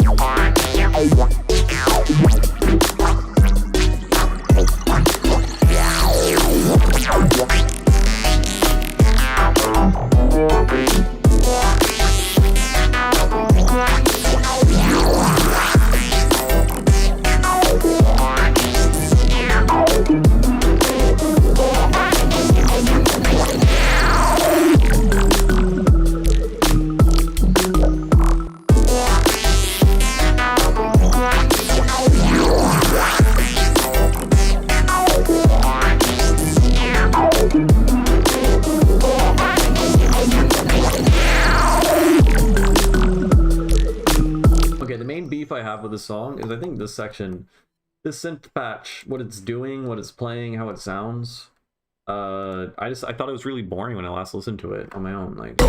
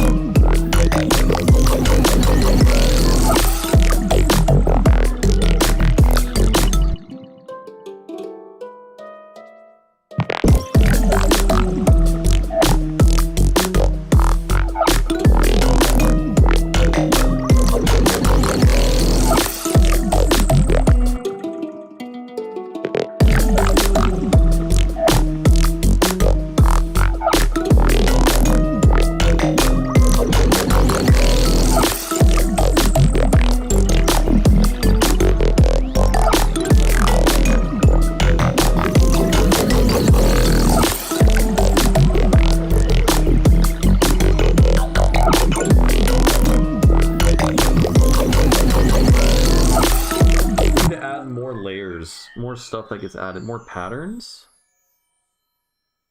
Found yourself, made good music. Yeah, the microtonal song. It's the one I'm thinking of. Pretty sure it is. It bangs. Unless you haven't shared it before, but I think you have.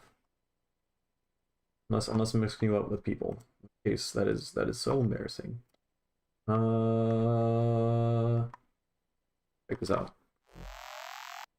Oh, come on.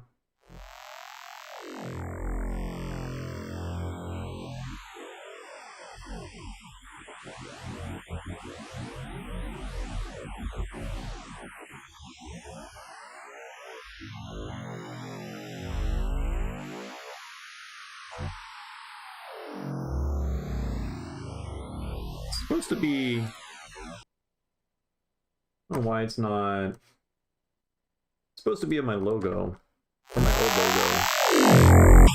Maybe we gotta make this bigger.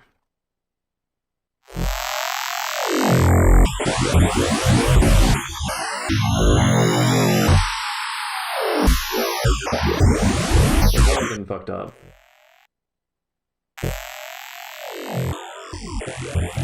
No? Oh, it's warped. It's warped, folks.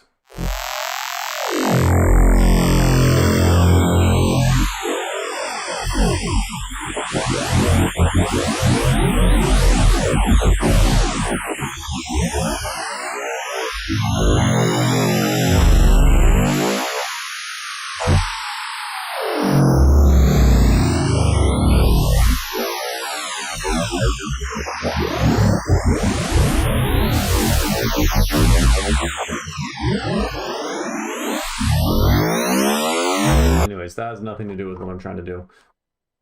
We want to add layers. What are you? Yeah, this is perfect.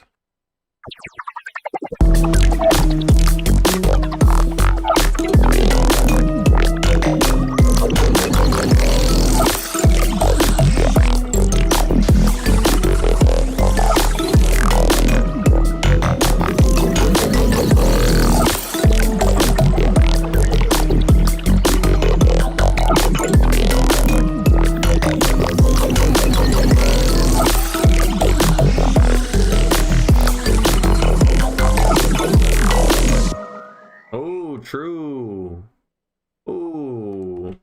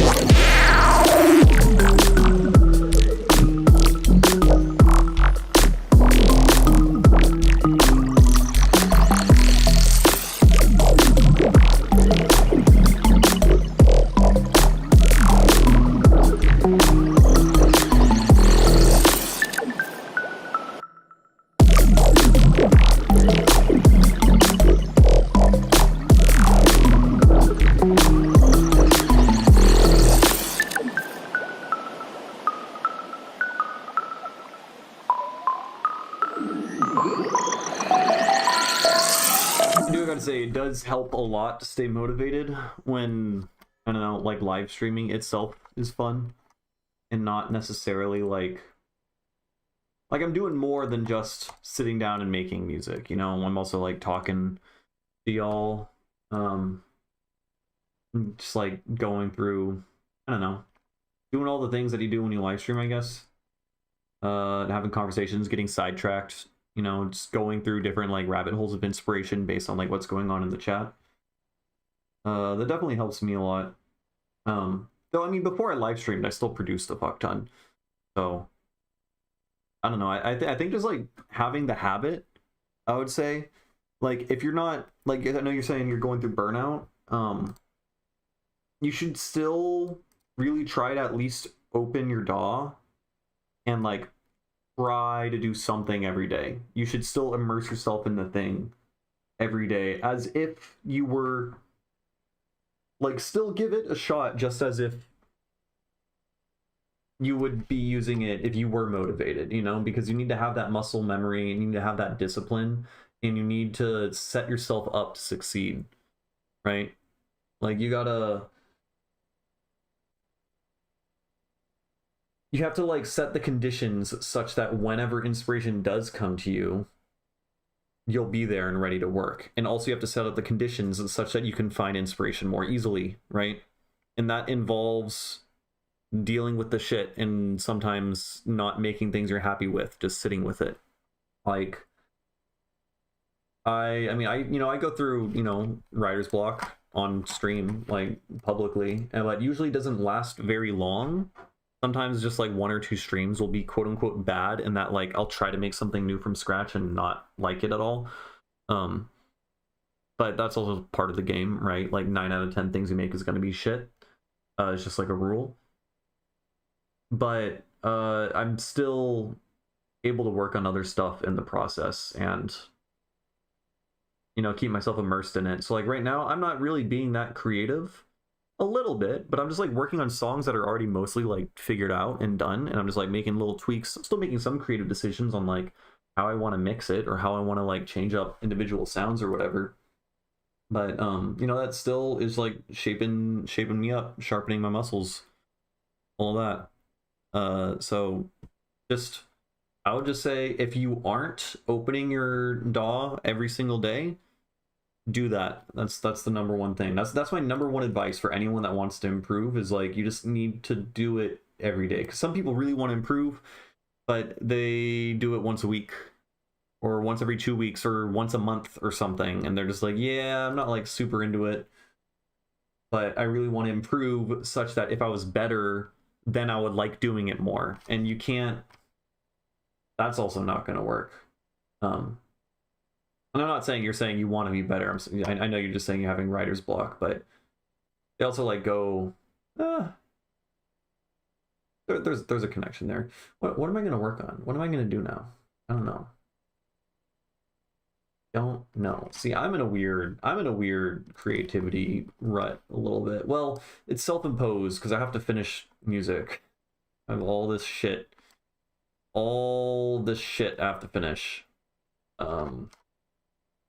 Gonna take me years, but I got to start on it now, or else I'm just gonna go fucking crazy. So all right, the Water EP, we worked on this song and we worked a little bit on this song. I don't know how I feel about this song. I mean, I know it's weird, I know it's a waltz, I know the snare is in a weird spot, it's in the harmonic minor key, it's kind of spooky and a little silly and funny, and it's not going to be anyone's favorite song, I know that, but I feel like it would fit well on this EP.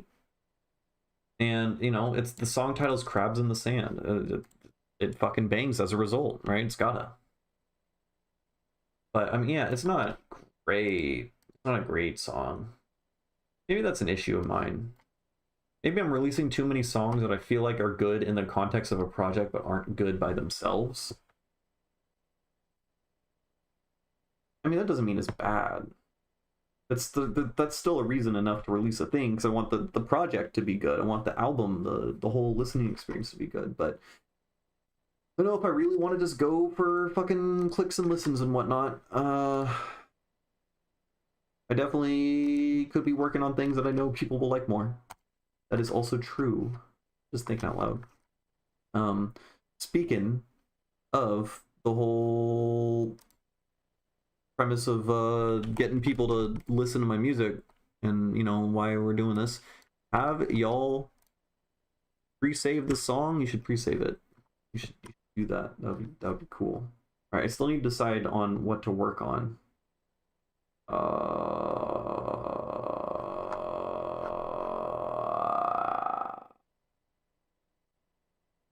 I don't know.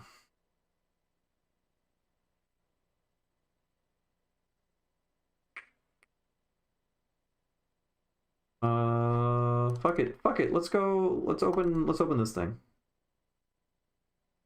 Feel it. I'm a music fetus, and my hobbies are all over the place. To be fair, I do really enjoy the music creation process, so I should commit more discipline to it. Yeah, and it doesn't. I'm not saying it's like a for life thing necessarily. Like I'll go a week without opening Ableton every now and then, but I put in the time and effort and discipline in the past to know how to work it like inside out, right? As a result of me opening it every single day for like a long time. So it's not like when you stop, like if you open it every day for a couple months or whatever and you improve, it's not like those gains go away. But you got to do it, because if you don't do it, then you don't gain any gains, So yeah, no, discipline is way more important than inspiration in like every aspect of it, right? Like you have to have the discipline to do the thing. If you play an instrument, you have to have the discipline to practice your scales and sit down and just do the thing, because when you put in all that effort and do it, then eventually years down the line it's kind of like magic. You'll just sit down and just have the ability to just do the thing because you had the discipline to sit down and do the boring work, right? And in this context, boring work would be trying and failing to make music when you have writer's block, because the failing is just as important. If I sit down for 2 hours and try to make a song and it sucks ass and I delete the entire song, that is not time wasted. Right? You're learning in the process. Even if one's music is absolutely terrible, as long as you are consistent, you will attract a following. I mean, just look at the Grateful Dead. That is so not true. That is so not true. There's... Oh, are you saying Grateful Dead's music is terrible? But, I don't know. There's no guarantee whatsoever that you'll ever have a following. You have to do it for the love of it. I mean, I like to think, no, like, I think Tipper, it was destined to have a following of some sort, and yeah, at the very least, able to survive off of music, just because his music is that good. Of course, like, him blowing up to the degree that he did, who knows? But there are so many amazing producers, prolific, decades and decades of experience, many albums with like 200, 300 listeners on SoundCloud who have a day job. I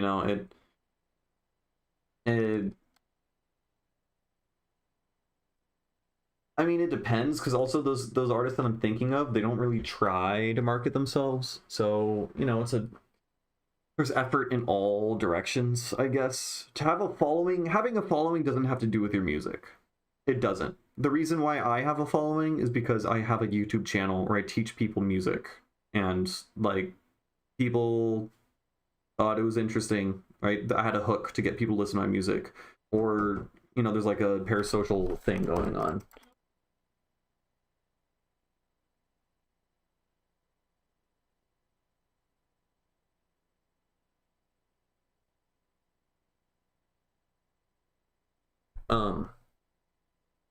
Like the entire reason I have a following is entirely because I got the YouTube algorithm smiled at me when I made my very first sound design tutorial, which then inspired me to continue making tutorials and whatnot. So I don't know, it's luck. I would say I'm like very lucky to have the following that I have, even though I'm still a very small artist. But regardless of that, you have to make music for the love of it. So also your reasons for making music matter, right? So like if you're gonna have if your goal is to have the discipline to be able to sit down and make music every single day, you have to have the right reasons to make music. So I know plenty of people who started making music because they liked the idea of being a producer. They liked the idea of being a DJ and standing at the front of the crowd and playing the music and everyone worshiping them like a god, because they wanted that power and attention and fame or whatever, but they don't actually care about the process, right? And the process is the main thing. The being able to play my music on a stage and have people like experience an experience I like cultivated and built, that's a bonus. The real reward in music and art is just the act of making it, right? It's the act of improving and seeing yourself improve at a thing endlessly and going deeper and deeper. That's like the point. Like the rest is just secondary. The rest is just what happens as a result. So like my ultimate goal that I've set for myself, for my life, basically, is I want to become the best artist that I possibly can. And I want to make the best music that I possibly can.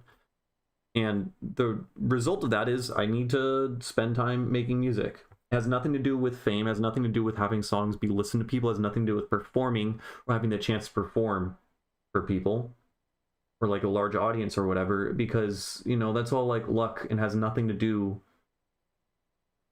really with the art itself. And then yeah, I feel like once I set those like intentions, right, I really had like a awakening moment where I realized, okay, my ultimate goal in life is I want to make the best music that I possibly can be. I want to be the best artist that I can. I made everything else easier. When I made that decision, I didn't know how to play piano whatsoever. I didn't know any music theory whatsoever. And I made that decision. And so I thought, okay, I'm like 6 years into making music. I don't know how to play the piano. Should I just continue to not do that because it would be easier for me to just twist knobs and do weird sound design? And then I had the realization, well, if I put the time in now, then a musician who I will be in 20 years is going to be so fucking grateful, and I need to learn the goddamn piano. I need to learn music theory. How else am I going to become the best musician that I can? So as long as you have like that framework of like, what do I need to do to set myself up to improve such that 20 years from now I'm making the art that I aspire to make 20 years from now, then like you're kind of set. Then the discipline part comes easy. But you have to understand like what you really want, you know. I don't know. I hope that makes some sense. What song are we working on? What do we got?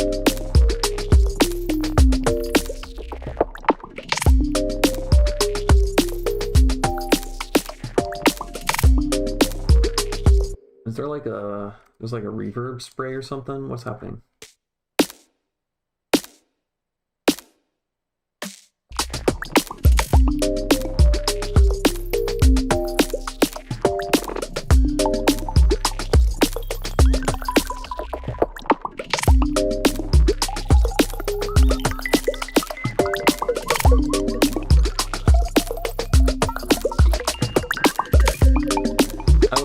I never understood the Grateful Dead myself. Like, I don't think it's bad. I don't get it. It's not my wheelhouse. I don't understand it. Or jam bands. I don't know why they have the following they do, but I don't know.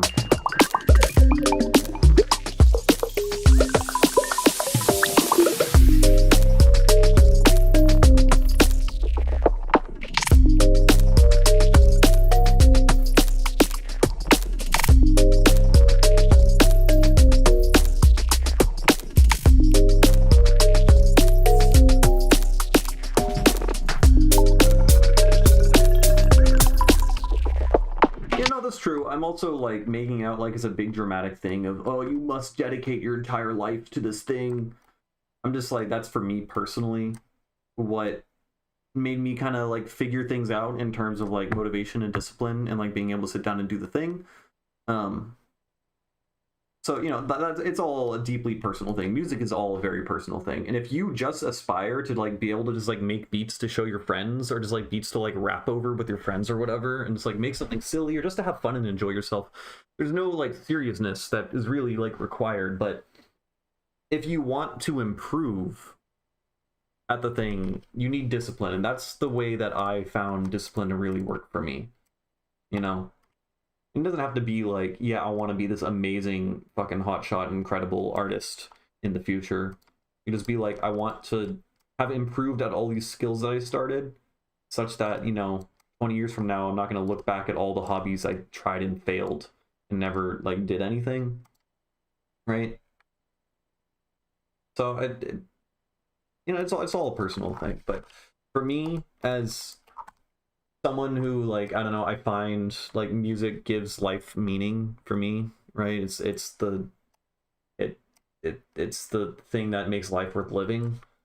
And I'm fully happy just like kind of spending all of it improving to the highest degree that I can. I don't know, I find that fulfilling. If I listen to tracks I sent in January last year compared to the ones now, stop beating myself up as if I'm not improving. Yeah, like, you have to compare yourself to the previous you, basically. That's the only thing you really can compare yourself with. So for people who, you know, I don't know, like, feel like quitting music whenever they see a good show or whatever, or like compare themselves to other artists all the time, that's also like really good advice to just, you know, again, the music is not about your ego. Like the reason why you should make music is to see yourself improve at a thing over time. It's to grow, right? It's all a personal thing. So comparison is the thief of joy. And yeah, basically it's just all a personal thing. You just look at yourself get better. Ain't that cool, right? Everything else is secondary, really. Otherwise, if the other things aren't secondary and they're primary, then I think you just have yourself set up for like a lot of disappointment in life, because none of it is guaranteed, right? You shouldn't have your primary motivation be something that isn't guaranteed.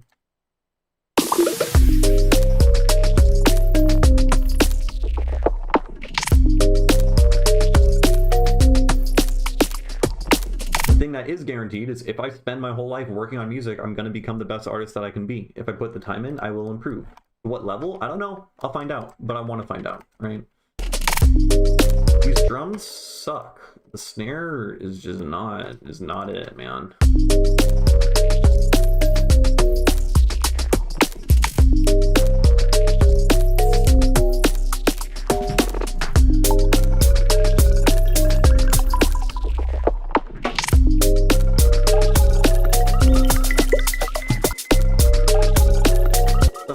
Is happening, man?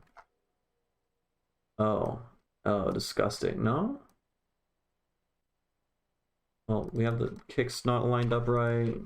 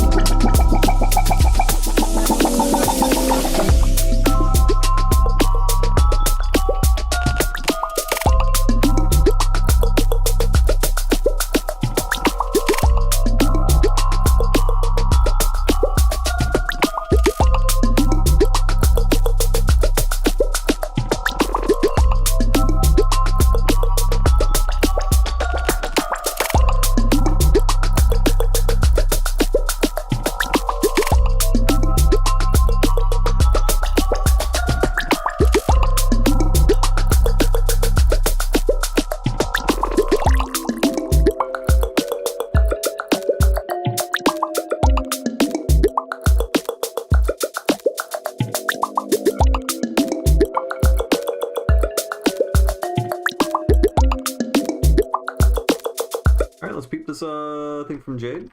Go see what we got.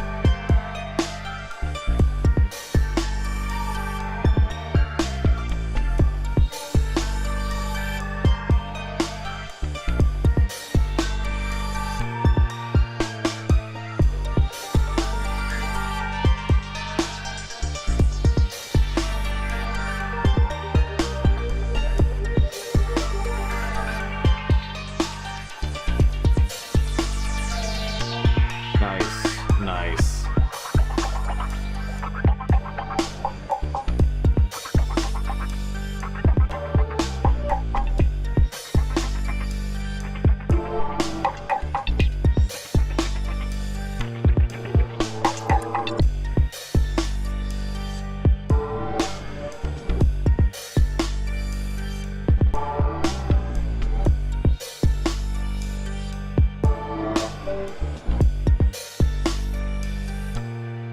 Ooh, the tempo automation.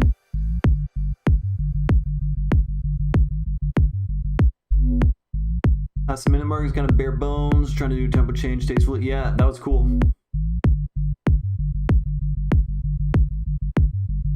Yeah, I would like open up a filter on these bass things, maybe make it acidy.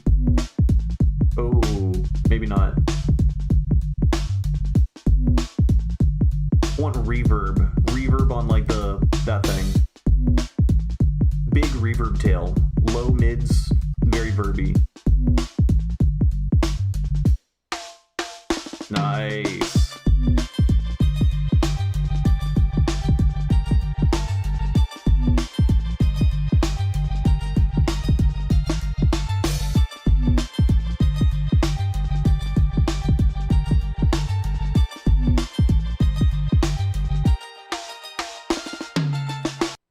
Yeah, this is fucking awesome, Jade. Yeah, fucking amazing. I think your best thing that you've submitted thus far. Like you said, massive improvement compared to like what you're making last year. Yeah, really cool. I have very little feedback to give. I mean, this section near needs like risers or something to build tension a little bit more, just keep it a little bit more interesting. Like you said, it's bare bones. You already understand. The only real like mixing thing I could think of is some of these sounds here.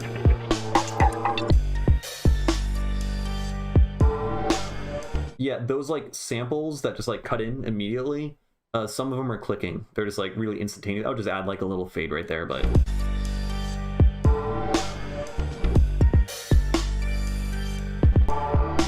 like that guy right there. It just feels a little unnatural. Yeah, I don't know.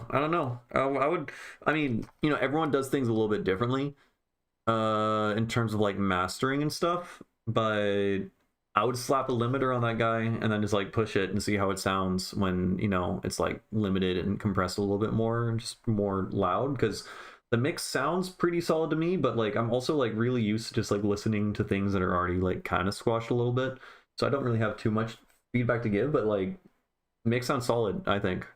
There's maybe like there's like a couple things I would probably do differently, but nothing bad, frankly.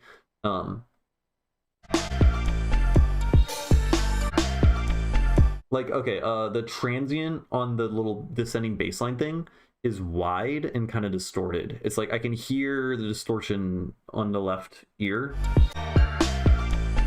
right at the very end, just like a little like a bassline rattle kind of thing. I don't like that personally. At the very least, I want that transient to be mono. So like, you know, either mono that bassline or painfully automate width to open up with every single, you know, with like every single note. just so that the transient is mono, or do something to like make sure that's not there. I don't know, something there. It reminds me, this section reminds me a lot of Hotline Miami. Yeah.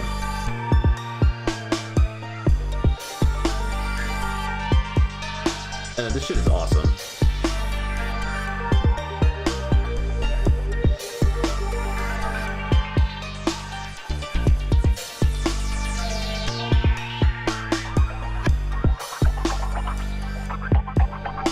These guys, I want the louder.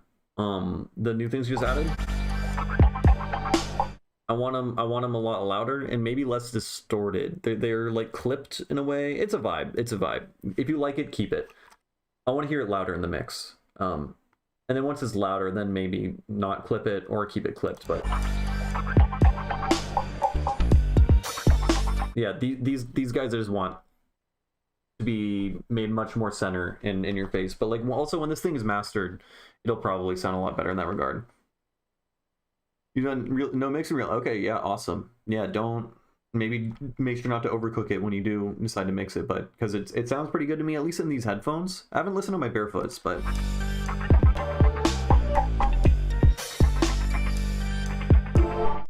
the kick drum is loud, I would say. Yeah, it's made a lot more apparent, but like, you know, whenever you master it, you would like obviously tell, okay, this kick drum is like way too loud relative to the other elements. You could adjust the volume of things. But like kick is pretty loud probably, and your sub also will probably end up getting turned down when you put a limiter on it. Oh boy, a bot. Oh fuck, I have to open up Twitch. Oh, I hate it here. Get out of here. And then I have to open up Restream too. Oh my lord. Do I not have it open? I hate everything here. Anyways, yeah.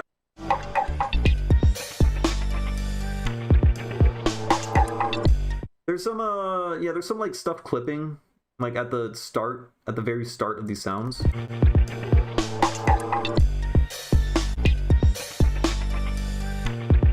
Right there at the beginning of that bar right there.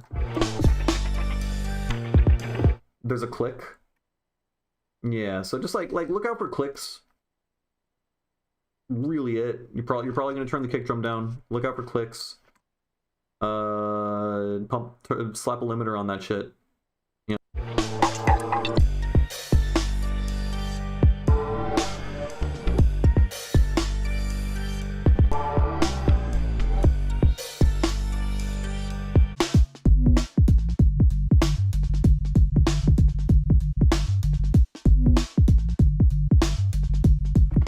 This section actually sounds like the drums sound great in this section. I think everything's balanced a lot more. Everything feels much more balanced in this section. Yeah.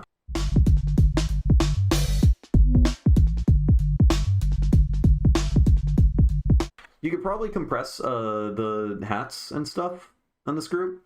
The little dun kind of hats, and I don't know, just all the percussion you could probably compress kind of heavily with like maybe parallel process with like long release, short attack compression with like a high ratio or whatever, and just like make it come out on the mix a lot more, because there's too much depth in the drums right now.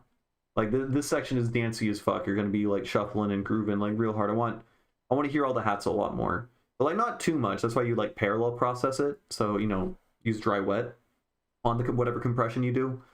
But I think that'll be good.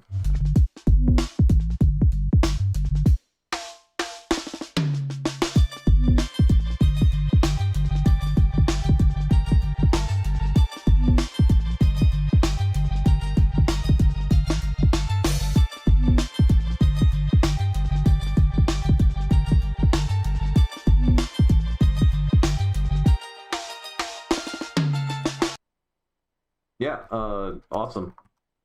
Really cool. Yeah, no, I mean, mix is pretty solid. Yeah, just like compression and stuff.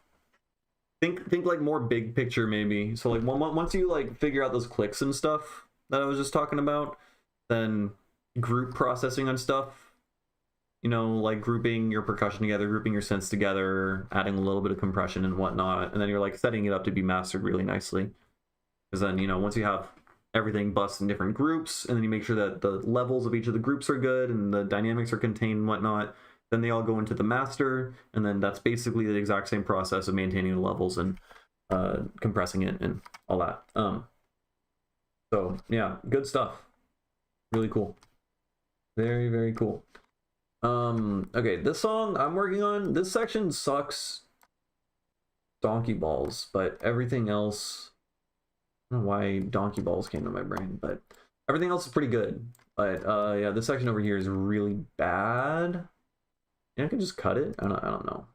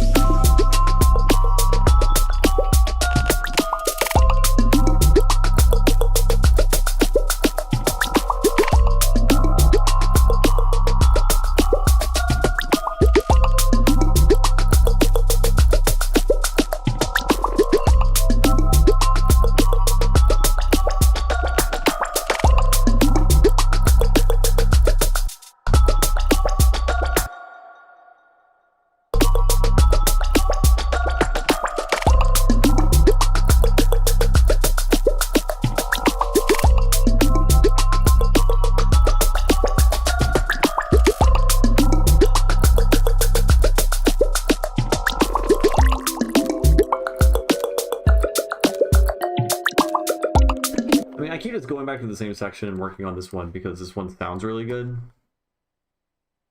Means I should probably work on the one that sounds bad, right? What ended up happening was the synth bass for the bass in the first section. The synth bass was the bass of the first section. Ended up wanting to write a sidetrack section, but wrote the kick strong. And it ended up being 2.5 bar loops. Worked out the tempo to make it 2 bars into a tempo chain and boom. Oh. That's a cool, like, little accent ends up leading you to make, like, a cool compositional decision. Yeah.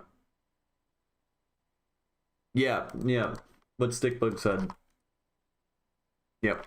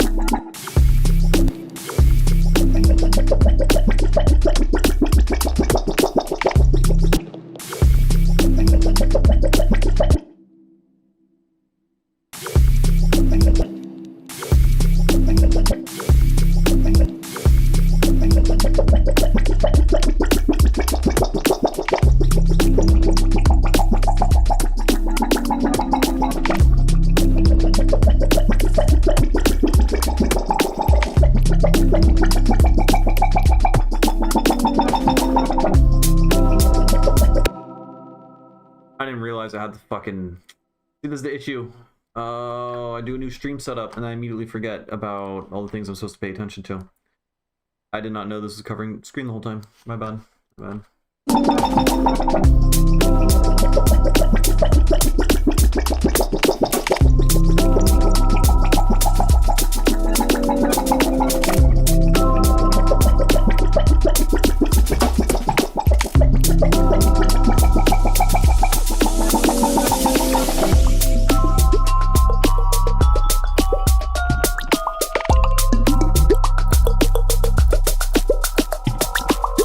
My tip for reverb is you always need less reverb than you think, and use reference tracks with headphones.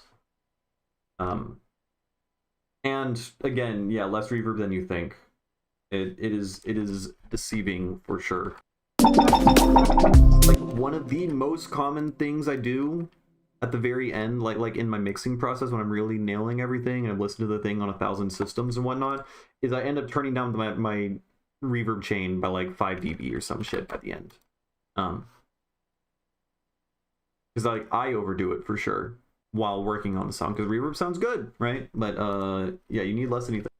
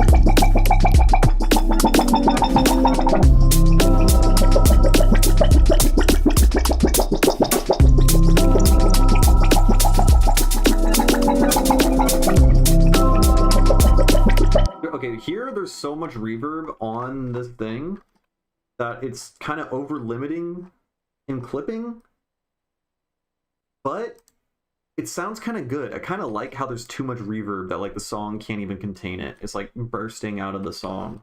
Just on a couple of these tails.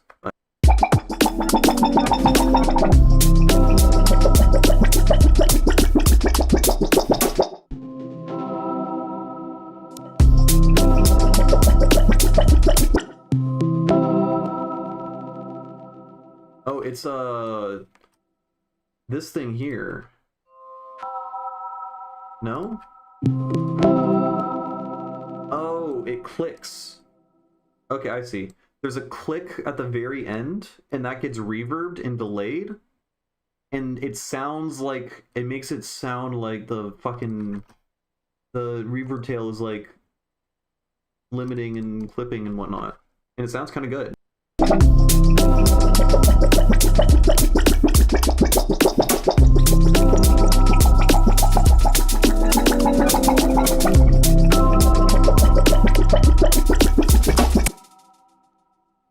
Yeah, I like it. I think I'm gonna keep that. Like, I feel like it sounds like something you might think is an accident, because technically, I mean, it was, because there's a click there. But I don't know. It's a cool vibe. Does this also have that click?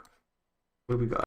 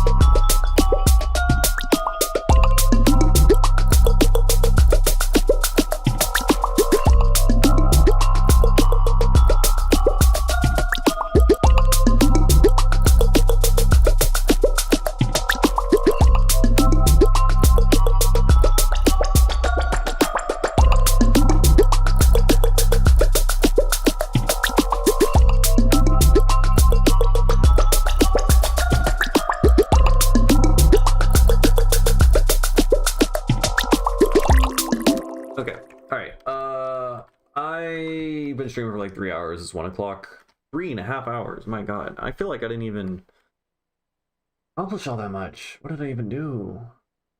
We worked on 5 songs. We made this one better for sure. We made that one a little bit better. We made this one a lot better.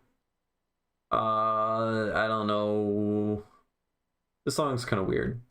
And then this song, I don't really know what we even did with this song, honestly. I'm definitely noticing, yeah, like my productivity, like in this past hour, has been a lot less, I feel like. In terms of, I don't know, I'm just like listening to things on loop. Anyways, yeah, I am done with the stream. Wait, check this out. Hold on, I think it's gonna look borked. Yes, it is. The fucking what? Why are you like that?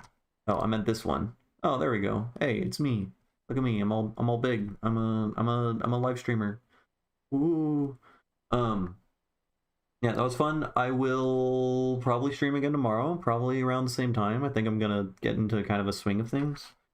And just keep working on finishing music. I got like 3 EP single things that are all kind of coming together at the same time, and I don't know. I'm feeling productive, so we'll keep up with that. Only criticism I have is the lead squelch could use more variation and extra spice. Squelch.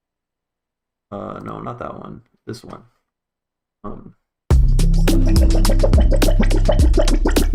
This guy. I presume you mean all the squid sounds. Yeah, it's kind of the same thing the whole time. It's a cool sound, but yeah,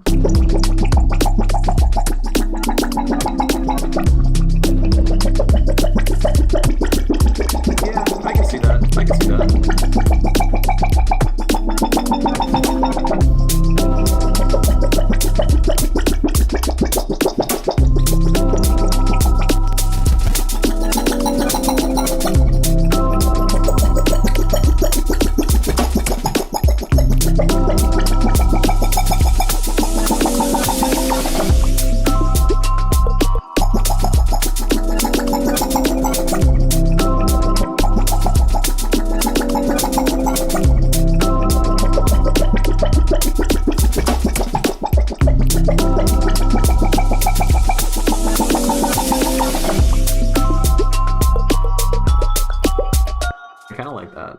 Like how it sweeps out.